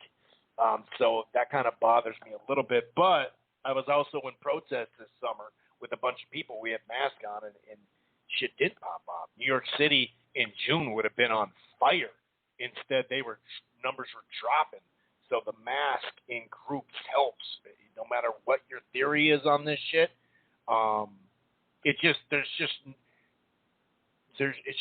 it's proven. Like I said, go think of New York City. You had Philly, New York City, Minneapolis, L.A. I mean, everyone had protests, but those cities were really popping throughout the summer. And just wear the damn mask. But even here, we're opening up more. Here in Minnesota, in Minneapolis, St. Paul, whatever, the Twin Cities of Minnesota. No, but we're opening up. I'm assuming the Minneapolis Armory should be back in business here in a couple of months. The Twins are going to allow 10,000 spaced out folks. Schools are pretty much back. They're thinking about going to 3 feet instead of 6 feet. Actually, did they already do that? I can't remember. But I think it's up to 2,000 people you can have on indoor arenas. The Wolves are going to start having some folks at the Target Center, as the Minnesota Wild at the XL Energy Center. And like I said, I'm more focused in on the Armory, but I'm pretty sure you can have up to 2,000 or 3,000. It's still a capacity thing. And the Armory is going to look a little funky all spaced out because a lot of that is standing room only. But they do have 2 layers of balconies that they can use. So just even if they could get 1,500 in there spaced out, 2,000, that would be dope. So I'm thinking that'll be the case. I know a lot of folks think that Fox and PBC are going to come to an end here soon, like they're basically done. But I've seen 3 separate people doing camera work. Not camera like I'm holding the camera, but in front of the camera, hyping fights that are coming. So I don't believe that is the case. But who knows? Who knows? You never know. A lot of people thought Showtime was done. Some people still do. In fact, I'm going to address that DM. That's what it was about. Me and Wood were talking last week, and he mentioned the Showtime ratings, which are worth mentioning. Me and him have had that conversation off air, so that's kind of why we went right to it. I didn't sit there and shut him down or anything like that. We just had that conversation, so I was just making a point. I wasn't deflecting or anything. A lot of folks, or not a lot of folks, but I got 2 messages specifically about that, so I will address that. But anyway, as far as news goes, like I said, Tyson Fury spoke out and was like, hey, dude, if I don't have a bunch of money in my account, and I don't know where we're fighting, this fight's not on until that happens. So don't rule out Wilder. Anything can happen. I'm drinking beer. I'm not even working out. Now, I don't really know what the hell he's doing when it comes to that. This is Tyson Fury. Let's not act like we know what he's doing. But, he did say some stuff. It was like, okay, kind of funny. And then not long after, bam, Eddie's talking about the shit's done, 2-fight deal, the thing's sealed and dealed. We just need a venue, and we're still trying to figure out the money. So it's kind of speaking of R.I.P. to Fred Hurd Sr., the father of Jared Hurd, unfortunately passed at the age of 63. Rest in peace. That is not. And also John Molina Sr., rest in peace to him as well. You hate to see folks pass, it's part of life, of course, but that's too bad, man. That's too bad. This is actually, where is Fury? I had this Fury line where he was saying, like, it could be Wilder, dude. Who freaking knows? I mean, I'm not going to rule out anything. And where the hell is it? Anyway, he said, don't write off Wilder off on the occasion. Wilder may be next. I will never fight in the UK again. I'm fighting in the capital of boxing, basically. And Tyson Fury also says on Anthony Joshua, there's a lot, this is from IFL TV, there's a lot going on behind the scenes that can scooper a fight. Nothing's actually on until you're in the ring. We're nowhere near that at the moment. Do I think the fight will eventually happen? Yes, I do, but nothing's imminent. And it's kind of funny because flashback, I mean, we can go to July that the 2-fight deal was done, right? But we'll just go to December. Coppinger, Eddie Hearn says Tyson Fury, Anthony Joshua is verbally agreed to the contracts and are being verbally agreed to and contracts are being drafted. So they were drafted December 19th, and it's now March 16th. That's a lot of stuff. Fight, for a championship fight, May, June. Hearn says only minor issues to resolve, such as who walks last, the site, etc. The fight's going to happen next. That's what he said. Now, once the report came out and all this stuff about, well, hold on, Coppinger kind of backed up and said, this lines up with everything I've heard. I do think it'll happen, but I'm not confident it's next, after he actually quoted the IFLT quotes that I just wrote. We're talking about. So, and like I said, Eddie Hearn had plenty to say. By the way, 10 minutes left of the live stream, 646-381-4990. That's 646-381-4990. If you're in the browser now, in about 9 minutes and 53, 52, 51, 50 seconds, you're going to have to call the number to listen to the rest of the show. It's basically fight news and boxing Twitter stuff, unless anybody wants to press 1 and join in, or if anybody jumps in the last 10 minutes. So he said it's a done deal and all that, but Eddie Hearn said that, but it's like, if you don't have the site feed, and you can sit there and say 55-50 or 50-50, or 55-45 or 52.3 to, that type of thing. But if they've agreed on that, that is dope. That is something you got to get out of the way. But you need the site feed.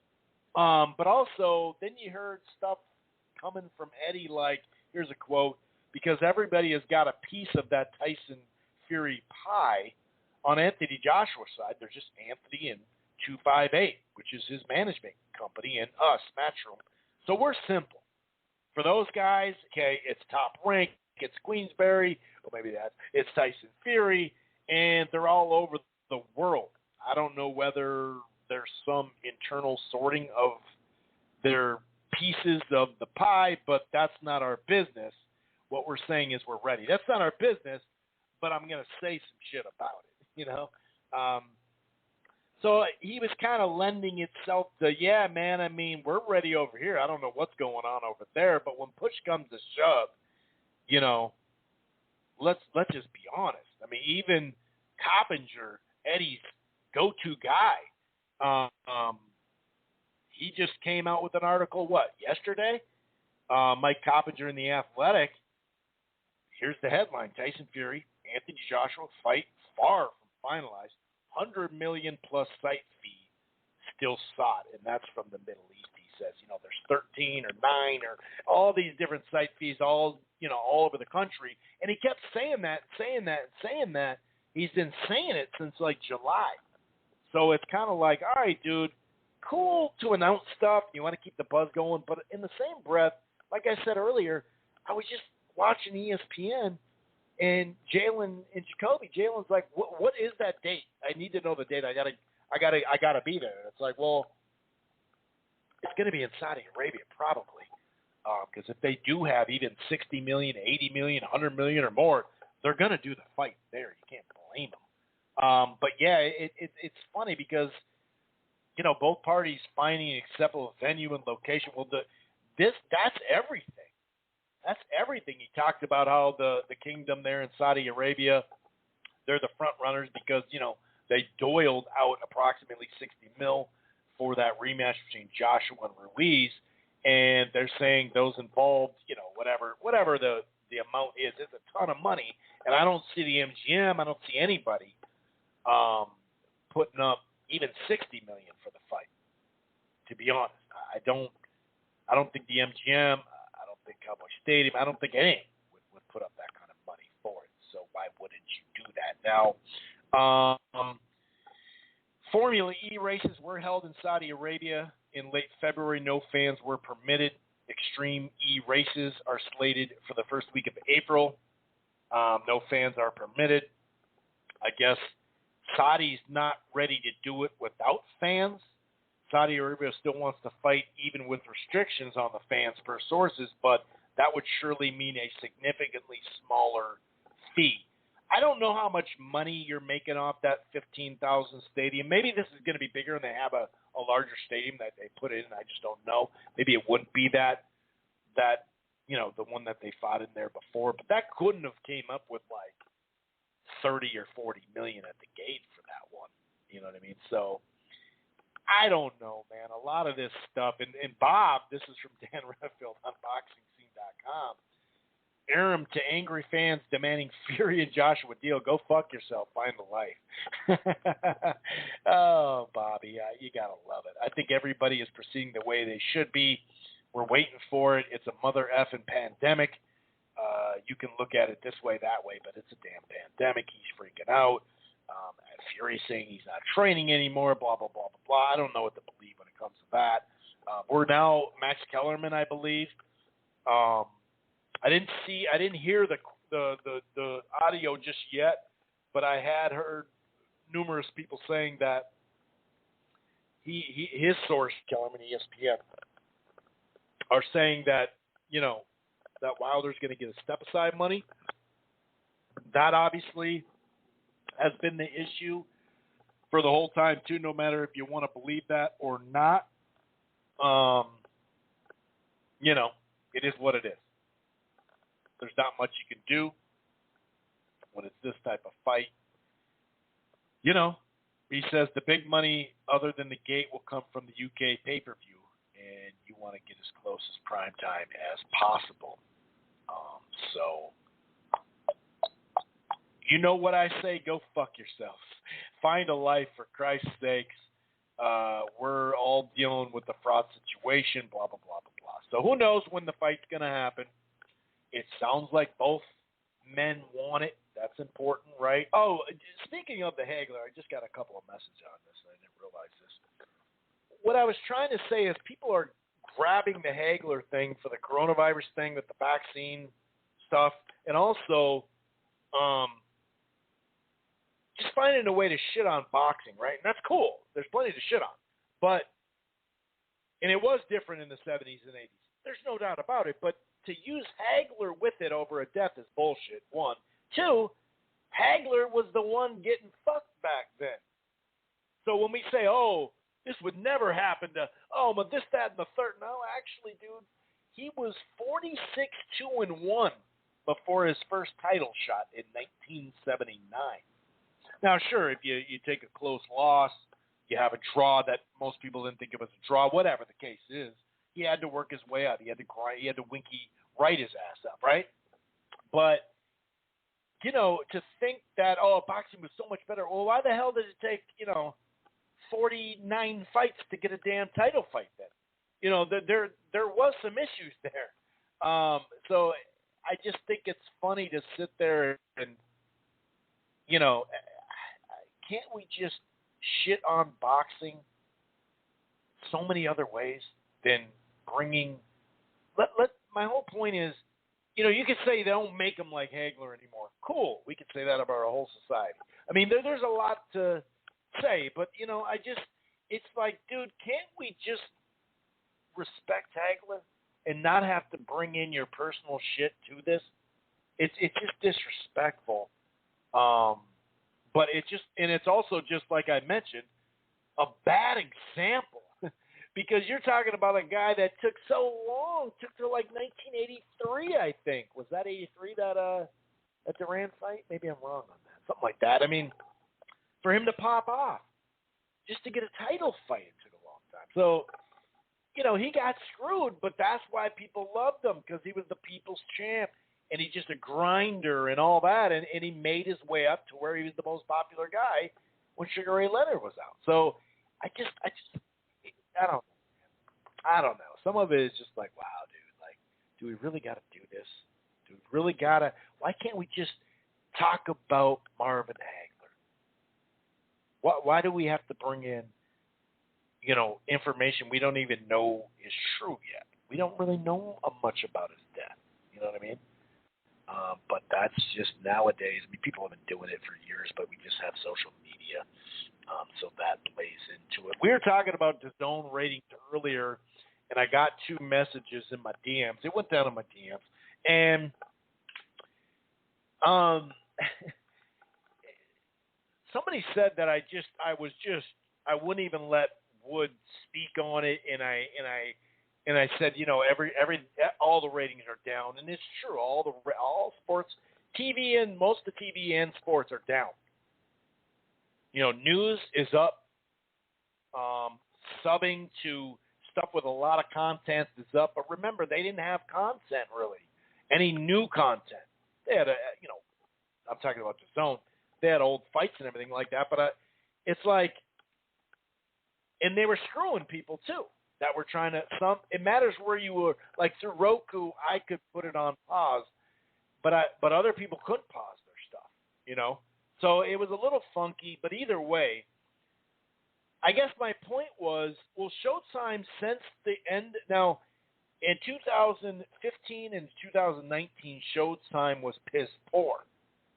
There's just no way around it. And guess what? This podcast was here saying that. Okay. But when they start putting out good fights, I'm not going to sit there and just listen to Eddie Hearn and Bob Arum and say it's going out of business. Now, could it go out of business? Hell yeah. It definitely could. But to say the ratings, and I'm not talking about Wood, I'm saying in general, this is my whole point, to say the ratings are bad, so therefore it's going out of business, well, they announced a solid schedule in my mind in July for last year, right? And then, I really liked that 122 card. This was a decent card here that we saw, and the next card is really good. Step-up fights for both guys next month. They do a Showtime championship, quote-unquote championship boxing once a month, so there's only 12 through the PBC or whatever. And then they do pick up fights here and there and then a bunch of show boxes. So they've put out a decent to very good product so far. So my point is, Well, we never hear about what the subs are and the quote-unquote ratings are for DAZN. And if we'd hear about some of them, then people would probably dump on it more. And maybe they'd, say a bunch of stuff. But the last two Canelo fights, they did not announce what the subs were. Now, does that mean it's going out of business? That was my point to anybody that says, well, Showtime's going out of business because of the ratings. Wood and I have actually had a conversation about that offline. We've already discussed our thoughts on it, and I was just saying, well, I wasn't ignoring what he said or getting into an argument or ripping him. He didn't take it that way. I don't believe. Maybe he did. I don't think so because, like I said, we've already had that conversation. But to just base it off ratings and that's it is like, well, I mean, they, as a company, did really well. If you look at some of the that new Paramount Plus that has something to do with Viacom CBS, as we know, Showtime, they mentioned, in their little Paramount press release that had a bunch of different layers of executives and whatnot and people, in control of this department and that department. They're selling the fucking thing, right? And I talked about this a couple months ago. They mentioned boxing on there a few times. If they're about to go out of business, why would they even do that? Now, they still could go out of business. But I'm just saying, I don't think Fox is not going to carry another fight. I'll say that. And I'm pretty confident about that because I'm seeing multiple people filming shit, like getting filmed, breaking down a fight, whether it's Ariel or Ruiz. I don't know all the fights. I know a couple of them. I don't know the schedule. And I don't know when it's coming out. I have no clue. I don't know if they're going to do a rollout Fox and FS1 like we mentioned. Will they double up on FS1s? I don't know. But I'd like to take it all in instead of just listening to one article or just listen to Glacier or a Tweety Bird. That's all. That's all we've ever done because the continuation of burying the PBC just keeps happening and happening and happening. And I get it. We're waiting for Fox or FS1. We're waiting for an FS1 card to get scheduled this year. It hasn't been scheduled. We're waiting for a quality Fox card. Haven't had that. So, I get that part. But I'm not just going to go, this means they're dead. It's over. Just line it up. I just won't do it because even though it could be, that could be the ultimate thing. I've never said that. I mean, the first time while I was reading it about the Glacier thing, someone sent me the Woodsy article, and I read a chunk of it on air, and I went right to, well, maybe since it's actually a contract year for Showtime, maybe they're saying, hey, Al, we'll step up more cards on Showtime. Maybe CBS Sports gets involved. But also, we'll put it on what was it, All Access, CBS All Access? I think that is what it was. We'll put it on that. We'll live stream some stuff too, and some of it will be available there or whatever. And maybe that'll be part of it. I don't know. I just throw stuff on the wall, and you try to make sense of it all. And it's been what we do here. And I say we because the callers are the hosts, and I've had a multiple different hosts over the years. But that's what we've always done. So why, we only the first probably 4 years of the show, we never really mentioned this stuff. But when you see the media, taken aside, then it's worth talking about. That's all. Because it's on some bullshit. That's all. We'll see, though. We'll see. Like I said, I don't know. I don't know what's up with the FS1 cards. That's a great question. What I do know is they could run 2 in 1 month, and that would make up for the 3 they haven't done so far. So I really don't know. Anyway, let's stop. Let's stop about that shit. Pretty much. Yeah, and someone just messaged me too. When I'm talking about Showtime's up on the year, they are up on the year or from last year on they're up as far as subs. I don't believe they've ever had. Did I read 27 million? I think it's 20 million straight up linear, and then 7 on the standalone. Is that what I believe it was? I don't think they've been at 27 million, or it hasn't been in a long time when they had like a couple hit shows at once or whatever, like real deal hits. But anyway, that's what I meant by that. I'm not saying their ratings are up, but like I said, look around. If it wasn't for those lead-ins, look at the summer. Look at the June, July, August. Look at June and July. Look at the ratings. They weren't great on ESPN either. They were way down. A lot of ratings are way down. So, why wouldn't it be down then? So our big sports are down. Why in the world wouldn't boxing be down? Unless they pump up something or, like I said, a lead-in. But even the lead-in, that I think it was Virginia and Duke, the lead-in was down like 1 million at least from the year before, that type of game. So that hurt the boxing card. That should have been 1.5, close to 2 million peak easy. Maybe I shouldn't say easy, but fairly easy. But it wasn't. It is what it is. You know what I mean? So now we're going to go into fight news. Oh, here's another thing. Marvelous Marvin Hagler hands the baton to the modern-day Four Kings. There were mixed emotions felt on Saturday evening as we said goodbye to the very best. They're trying to say these super flyweights now are that. Even though before it was the other way. It was let's crown the 135-pounders. But now they actually all fight each other, so they're all the flyweight wars were awesome, but picking out those, Quadros isn't Duran. Estrada's not Leonard.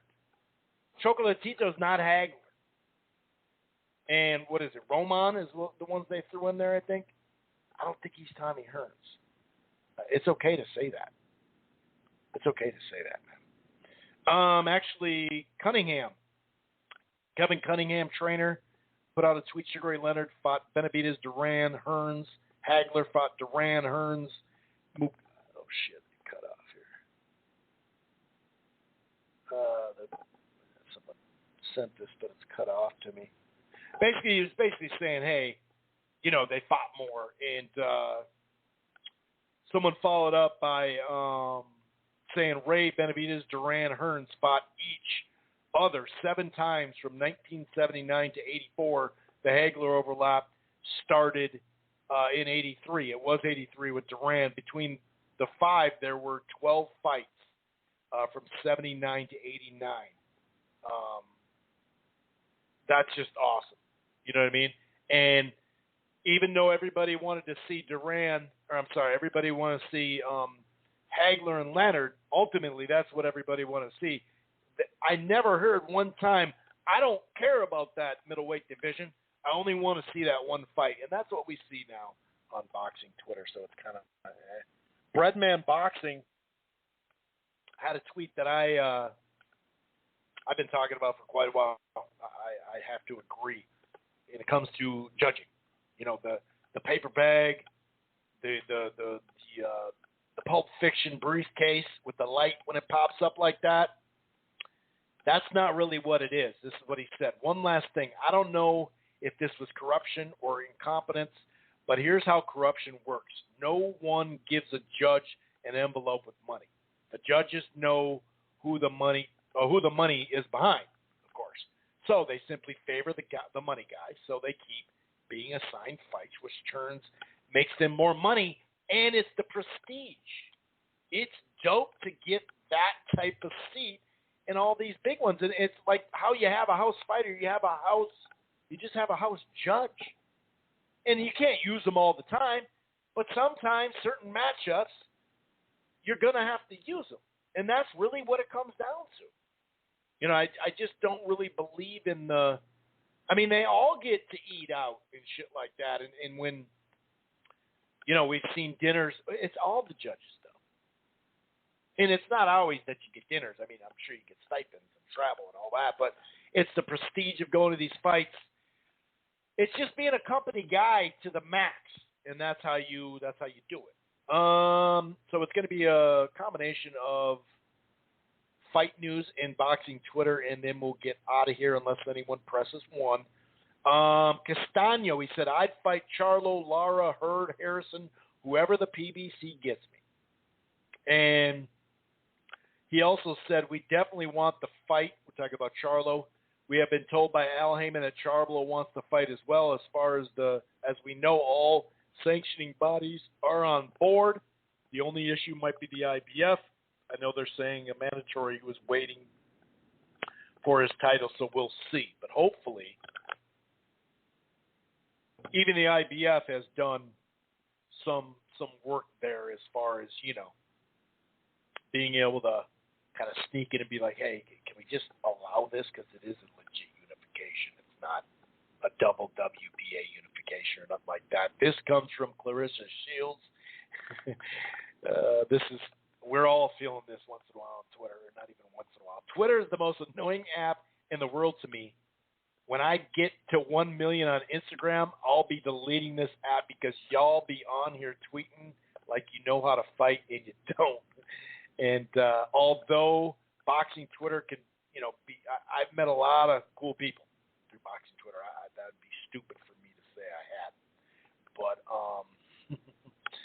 man almighty, sometimes it just, it's rough. This is Rung Basai. So Rung Basai, he says, I did 3 mandatories against Estrada and Chocolatito in 2 years when I was the champ. Estrada has been the champ for 2 years, and he did 0 mandos. I've been waiting for a long time. I did everything I had to do. They got the unification they want. Now it's my time. I can't really say anything about that, dude.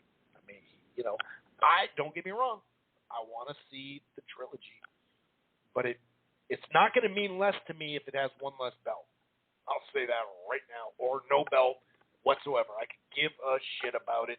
I'd rather see the fight and then the winner get Rung Basai. Rung Basai probably take on Quadros, I think, is the rankings. I'm not sure about that, but I think so. Good fight, whatever. David Hay, this is from Sky Sports Boxing. If Tyson Fury attacks Anthony Joshua in the same manner he did Wilder, I don't believe it works. He'll be too open, too wide, and someone as fast and athletic and as skillful as AJ will be able to punch right through the middle and take him out early. Let's back it up. I do kind of agree, unless you shorten the distance all the way and you have him on the rope or you're leaning with that big body on him, and roughing his ass up with the clothesline left hooks and all that, and hitting them with your wrist. No, I'm just kidding. You know what I'm saying? I think that would, but we've seen Joshua. I wanted to back it up because the athletic part. He's stiff, dude. You ever seen him dunk? He's not really that athletic for him. He has fast hands. He's skillful. Offensively, he's skillful. But that athletic thing, I don't see that. Of course, he's an athlete. He gets paid to be. But when you say athletic, or at least here in the States, when you say athletic, it means you can just do a bunch of different shit. You're just a natural athlete. And I've seen him try to dunk a ball, dude. It was, not even dunking a ball. I mean, 6'5", so he should be able to dunk a ball. But not even that. It's how he jumped. Look at his ass. It's just like, yeah, that's not athletic. But I do agree, the whole attack manner, it has to be all the way in. But in my sense, I think Fury should stay on the outside for the most fight. This is Rolled Boxing. This was before the fight. I see, and I agree with it, I see way more people talking about how people saying they don't care about Chocolatito and Gallo 2 than I see people saying that, actually. I either pick follow as better or the pro little guy crew ain't taking the win. Believe, even most who say they ain't watching are watching, just lying to kick it. My point is, a lot of people, and the point of this tweet was, a lot of people were like, I'm going to watch something else. And people can watch whatever the fuck they want. Just like pay-per-view. If you think it's value, that's cool, but don't give me some shit card and say it's value because you're a fanboy of the fighter and then shit on like the Charlo card. That's where I draw the line. But you saw a lot of people just going, man, it's as if their whole timeline was people dumping on the fight. I'm not watching this shit, And that just, it wasn't the case on mine, I'll tell you that. I'll fucking tell you that. So Rung Basai getting the winner of Estrada. This is Jake Donovan. and Chocolatito will result in a trilogy no matter the outcome. That fight will make 11 fights total between Rungvisai, Estrada, Chocolatito, and Carlos Quadros, compared to 0 between the alleged Four Kings, Teofimo, Hank, and Ryan Garcia. Now, Haney and Ryan Garcia, but obviously they got time to get that out. But that is the funny part about, hey, let's do this, man. Like, let's crown them before they even fought. Now none of them are fighting this time around. Okay, sources. This is Deuce. Sources who Deuce would, hey, Ranger Rollins. I keep wanting to say Ranger Rick. Deucey was out there causing problems. A lot of people, Coppinger in among others, jump on him. Fans with sources and all that, but then all of a sudden, was it Marcos? Who was it? Was it Marcos? Anyway, oh boy, I think it was him. He's like, "Who's out here tweeting this? We got a leak, basically," and they're getting mad at him. But then people were dissing him, so it's like, who's leaking this shit? But it's just fans with sources. It's kind of funny. Anyway, this is what they were talking about. And he actually leaked it by saying it. I followed that up. Like, well, aren't you actually leaking the information if you're asking who's tweeting that out? Sources. Jose Cito Lopez is the current front runner to be Terrence Bud Crawford's next opponent. That bout was previously mooted last year prior to the Top Rank tabbing Kell Brook for the duties. They're pegging it for May. Everything's happening in May. I wonder how many will actually happen. And really quick, Sean Porter, he said, "I'll be ready in May, Crawford." And he put the Porter hashtag Porter way smart, but he also put at Terrence Crawford and at TR. And Crawford responding with a yawn, 3 yawn emojis. Just stay on standby because now you're trying me. Stay on standby. What is this, the Proud Boys? Anyway, he said, "Hey, the closed mouth don't get fed." And I can't read the rest of the tweet, but that was kind of funny. I kind of liked that. Got a couple more, and then we'll shut this puppy on down. Oh, here we go. This is a quote from Benavidez with the Fox PBC stuff. He said, "I feel like Canelo the best fight. I feel like I give Canelo the best fight out of anyone, and I feel like his team knows that. There's a reason why they're kind of avoiding."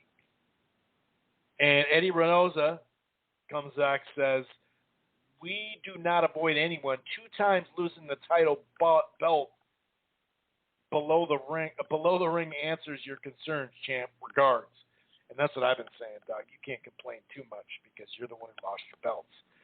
Why do some boxing fans care about the business? To dispute the false narratives that persisted for years, especially around Al Heyman. Al was destroying boxing by overpaying fighters, yet Hearn is the greatest promoter in the sport for spending $10 million and only getting $700K at the gate. That is a good point. We didn't, he was overpaying. I remember Danny Garcia, Thurman both making $1 million up front anyway, the guarantee. We know they probably made more. I think that did over a $2 million gate. And people, media members were just, not all, but a good chunk of them, just how in the hell? This is just, oh my God, $1 million both? Now you're seeing, $5 and $10 million getting thrown around. It's just funny. It's just funny. This is from Raging Babe. If I'm Fury, I'd fight Wilder next. Perfect warm-up and stay busy fight before Anthony Joshua. I say that respectfully. The fight with Joshua is a mega fight. Neither should go in to fight Colvin. I agree. He should fight Wilder.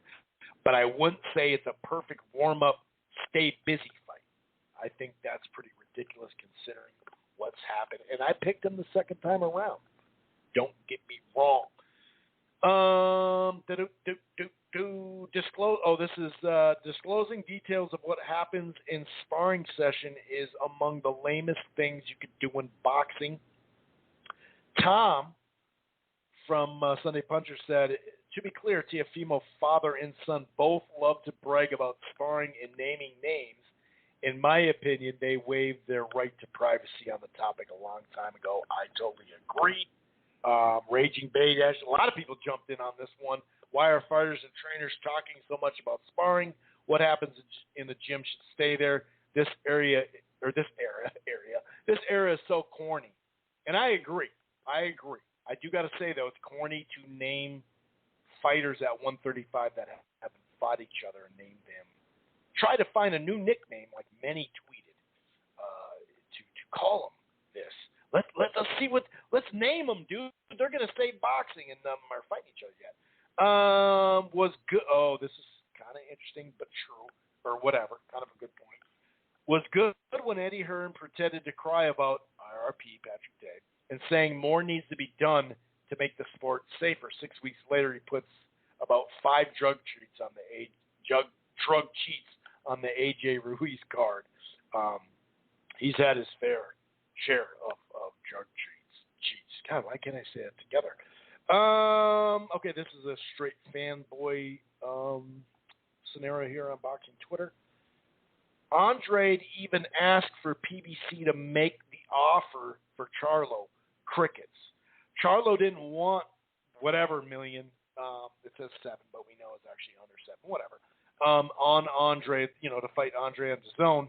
Then Andre tells the public for the PBC to send him an offer to cross over to fight Jermell Charlo, Heyman, Charlo, crickets. And it's like, actually, Andre on the Chris Mannix show out of nowhere said, actually, I had an offer. We've gone over this. We went over this in the spring. And I caught Mannix trying to say, no, dude, I talked to him about this, dude. No, you didn't, Mannix. He brought it up. And that just shows you're not doing your due diligence. Some of these media members that we talk about, we're talking about Mannix right now, but he could have reached out to Espinoza and asked, hey, did you legitimately, ask Andre to fight Charlo, or not ask, but, give him a deal. And Andre was the one that said, not only did they offer me a fight, they offered me 2 deals. One, just a one and done, which if he's so confident he could have beat Charlo, and then went and got the bigger money, right? And mind you, this was his record money at the time, highest first. And they also, so it could have been a one and done, or they offered him a multi-fight deal, and he turned it down. Now, that's his prerogative. He was getting more money over there. I get it, but who has he fought now over there? People are trying to hype this fight coming up. I'm not.